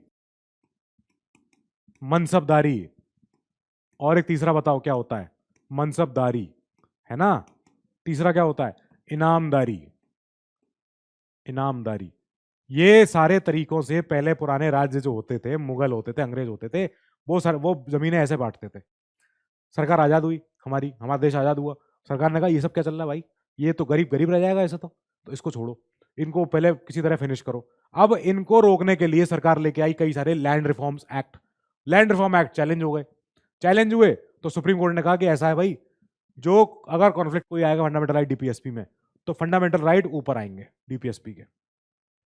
सुप्रीम कोर्ट ने वही सोचा जो एक लॉजिकल पर्सन सोच सकता है कि फंडामेंटल राइट तो फंडामेंटल है यार, वो तो फंडामेंटल है, उसको कैसे छीन लोगे आप। पार्ट 3 वो तो पहले है संविधान में, डीपीएसपी तो बाद में आ रहे हैं पार्ट 4 में। तो फंडामेंटल राइट्स के लिए बोला can be amended by the parliament by enacting constitutional amendment. कर सकते हो, करना हो तो कर दो, पर अगर फंडामेंटल राइट को अमेंड किए बिना आप कोई डीपीएसपी को अमल में लाने के लिए कोई कानून लेके आ गए इसको हटाने के लिए, तो फंडामेंटल राइट ऊपर बैठेगा। फंडामेंटल राइट को पहले बदलो आप। अच्छा ठीक है, करते हैं इसको भी, देखते हैं इसको। किया गया, फिर 15 साल बाद फिर एक कानून आया, एक केस आया, Golaknath case, IC Golaknath case. Parliament के लिए बोला सुप्रीम कोर्ट ने, it can not take away any of the fundamental right which are sacrosanct, कि पार्लियामेंट वो सारे फंडामेंटल राइट को नहीं छू सकती जो सैक्रोसैंक्ट है, जो एकदम पवित्र है, एकदम मतलब बिल्कुल गर्भगृह में, जो बिल्कुल फंडामेंटल राइट जैसे एकदम, जैसे कहते हैं ना, जो शिवलिंग जो गर्भगृह में होती है तो उसको कोई छूता नहीं है जाके, उसको पंडित जी ही जाके छू सकते हैं, साफ कर सकते हैं। तो आम जनता जाती है दूर से नतमस्तक होके हाथ जोड़ती है और बिल्कुल नंदी से बात करती है, नंदी जो बना हुआ होता है, तो शिवलिंग को नहीं छूती है, वो सैक्रोसैंक्ट है। जैसे गुरु ग्रंथ साहिब है, तो गुरु ग्रंथ साहिब के हम सामने बैठ के हम मत्था टेकते हैं, हम गुरु ग्रंथ साहिब के ऊपर जाके पन्ने नहीं पलटते हैं। वो गुरु है, वो देव है, वो तो गुरु ग्रंथ साहिब है, वो तो उस ग्रंथ का सम्मान है, वो सैक्रोसैंक्ट है। अब दूसरी बात बोली, fundamental right can not be amended for the implementation of DPSP. Supreme court बातें पलट रहा है, अपनी अपनी खूब पलट रहा है कि फंडामेंटल राइट पहले बोला आप बदल लो तब जाके डीपीएसपी में लगाओगे। इस केस में बोला fundamental right can not be amended for the implementation of DPSP. सरकार ने कहा अच्छा हम बेवकूफ बैठे हैं यहाँ, सरकार लेके आ गई 24वां amendment act. Parliament has the power to abridge और take away any of the fundamental rights by enacting CAs. सरकार ने कहा ठीक है, बैठ रहे हो आप लोग अपनी जुडिशरी में, हम सारी कानून ही बदल देंगे। हम बोलेंगे कि भैया ये हम टेक अवे कर सकते हैं फंडामेंटल राइट कोई से भी। Sorry, okay. फिर आया 25वां एक और पीछे पीछे उसी के, ये इससे आया हमारा आर्टिकल 31C। इस वाले से जोड़ा गया था 31A और B, यहां से जोड़ा गया 31C which contain the following provision. क्या था इसमें, ऐसा कोई भी कानून जो डीपीएसपी को अमल में लाने के लिए लाया गया हो, जो 39B और C को पूरा कर रहा हो, वो कभी भी वॉइड नहीं होगा। नो लॉ लिखा हुआ है ऊपर, ठीक है, शैल भी मत पढ़ना। वॉइड नहीं होगा on the ground that it is violating fundamental rights. 14-19, ठीक है, और आर्टिकल 31, ठीक है। दूसरा पार्ट देखो, 31C का दूसरा clause, no law containing a declaration for giving effect to such policy shall be questioned in any court on the ground that it does not give effect to such policy. कि कानून लाने के लिए मैं बता रहा हूं कि साहब मैं सरकार हूं, मुझे कानून लाना है। कानून क्यों ला रहा हूं मैं, क्योंकि मुझे इस पॉलिसी को पूरा करना है। अगर मैं ये पर्पस पूरा नहीं कर पाया तो उसका मतलब ये नहीं है कि ये कानून रद्द हो जाएगा, नहीं, फिर ये कानून रहना चाहिए। इस क्लॉज को सुप्रीम कोर्ट ने कहा ही गलत है, आपको प्रूव करना पड़ेगा कि आपको उसको करना है, करना ही करना है। ये केस हुआ solve. Second provision of the article 31C was declared invalid. इन्होंने बोला गया कि अगर आप प्रोविजन ला रहे हो पॉलिसी कोई पूरा करवाने के लिए और आपको कानून पास करवा के आप उस कानून को अमल में लेके आए हो, तो भैया वो कानून जुडिशियल रिव्यू के अंदर भी रहेगा, हम उसको रिव्यू करेंगे ही करेंगे।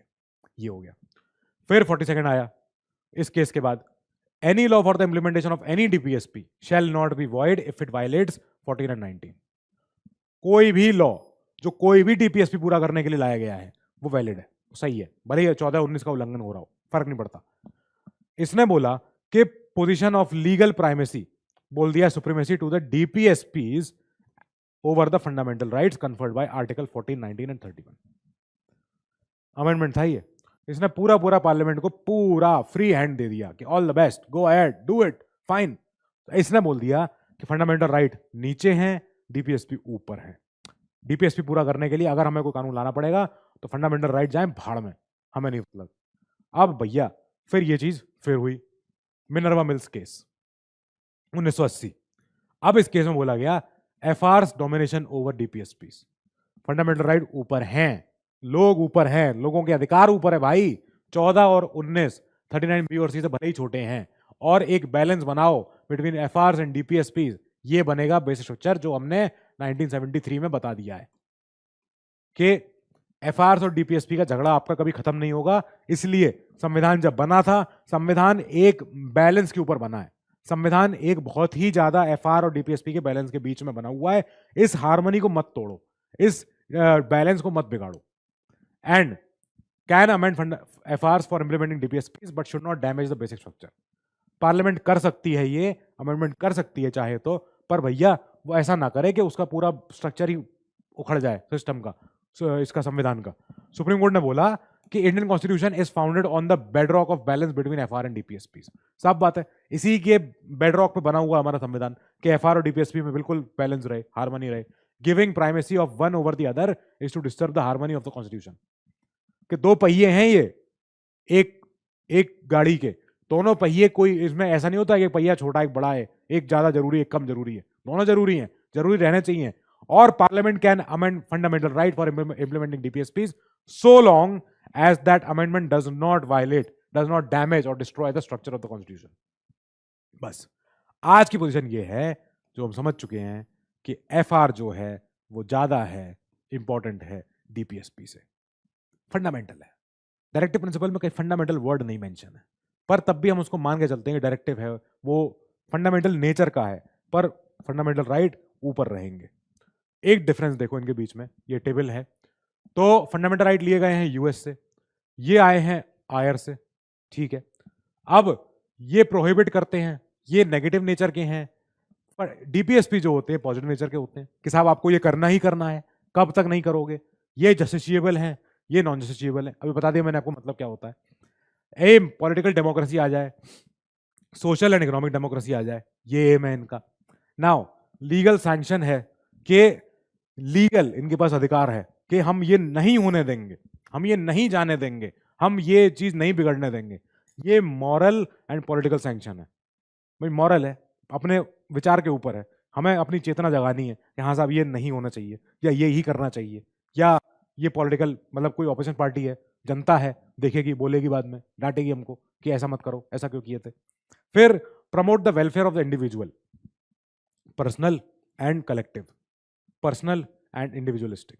इंडिविजुअल की बात होती है fundamental right. Promote the welfare of community, societarian and socialistic. यहाँ समाज की बात होती है, पूरे देश की बात हो रही है, पूरी सोसाइटी की बात हो रही है यहाँ पे। Do not require any legislation for implementation, automatically enforced. Fundamental right, maximum fundamental right तो ऑटोमेटिकली, ऑटोमेटिक है ना, वो तो बिल्कुल ऑटोमेटिक गन है, एक बार चालू हुआ चलती गई चलती गई चलती गई चलती गई। अब यहां पे लाने के लिए हमें कोई लाना पड़ता है, कोई कानून लाए भी गए हैं, इतने कानून आगे पढ़ेंगे अभी देखेंगे, बहुत सारे कानून है। तो for the implementation not automatically enforced, नहीं हो सकता ये। Now courts can declare a law violative of any of the fundamental right as unconstitutional and invalid. यहां पे courts नहीं कह सकती ये बात, cannot declare a law violative of any of the DPSP as unconstitutional and invalid. However, they can uphold the validity of a law to give effect to a directive.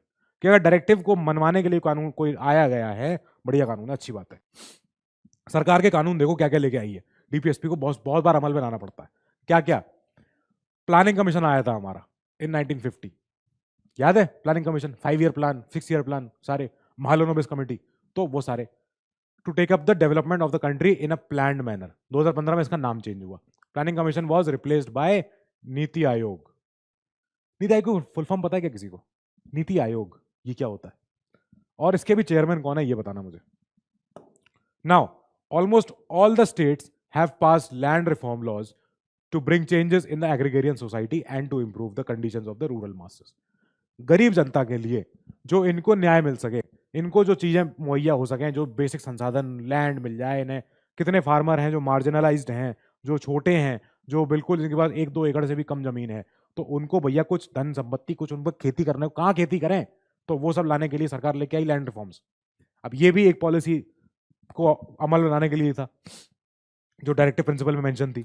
अब next पढ़ो, minimum wage act, ठीक है, payment of wages act, ठीक है, payment of bonus act, ठीक है, contract labour law, ठीक है, इसके बाद child labour prohibition act, the bonded labour system abolition act, ये सारे एक्ट आए हैं to protect the interest of workers of labour section. 2006 में गवर्नमेंट ने बैन कर दिया चाइल्ड लेबर पूरी पूरी तौर से। ये चीज अलाउ नहीं हो सकती, ये चीज इम्पॉसिबल है। नाउ मैटरनिटी बेनिफिट एक्ट ये आ गया, इक्वल रेम्युनरेशन एक्ट ये आ गया to protect the interest of women workers आया है, क्योंकि महिलाओं का हमें सम्मान देखना है भाई, इनके साथ कुछ इनके साथ गलत ना हो। सारे एक्ट यहाँ नहीं पढ़ सकते हैं, बहुत एक्ट है, 15 16 20 25 एक्ट है किताब में लिखे हुए हैं। आप अगर अपने आंसर में 5 6 भी मेंशन कर दोगे, आपके मार्क्स नहीं खत्म, आपके मार्क्स नहीं घटेंगे, ठीक है। LIC का नेशनलाइजेशन ये हुआ था ऑफ 14 लीड ये भी कॉमर्शियल बैंक जो हमारे, इनको हमने सरकारी कर दिया था। जो पहले था ना बैंक ऑफ बड़ौदा, अपने आप सेपरेट बैंक है, उसको सरकार ने बोला पहले हमारे पास आओ, जाने कहाँ चंदा दे दोगे, जाने कहाँ लोन दे दोगे, वो डूब जाओगे, हमारे लोगों का पैसा डूब जाएगा, हमारे पास रहो, सरकार के साथ रहो। फिर नेशनलाइजेशन ऑफ जनरल इंश्योरेंस, फिर एबॉलिशन ऑफ प्रिवी पर्सेस, जो धन्ना सेठों की, जो पुराने राजे रजवाड़ों की, रानियों की जो पहले पेंशन आती थी, उन पेंशनों को बोला जाओ यहाँ चलो, कोई राजे रजवाड़े नहीं है यहाँ पे, खत्म हो गए सबके सब। Now legal service authorities act NALSA has established a nationwide network of to provide free and competent legal aid to the poor and to organize लोक अदालत for promoting equal justice।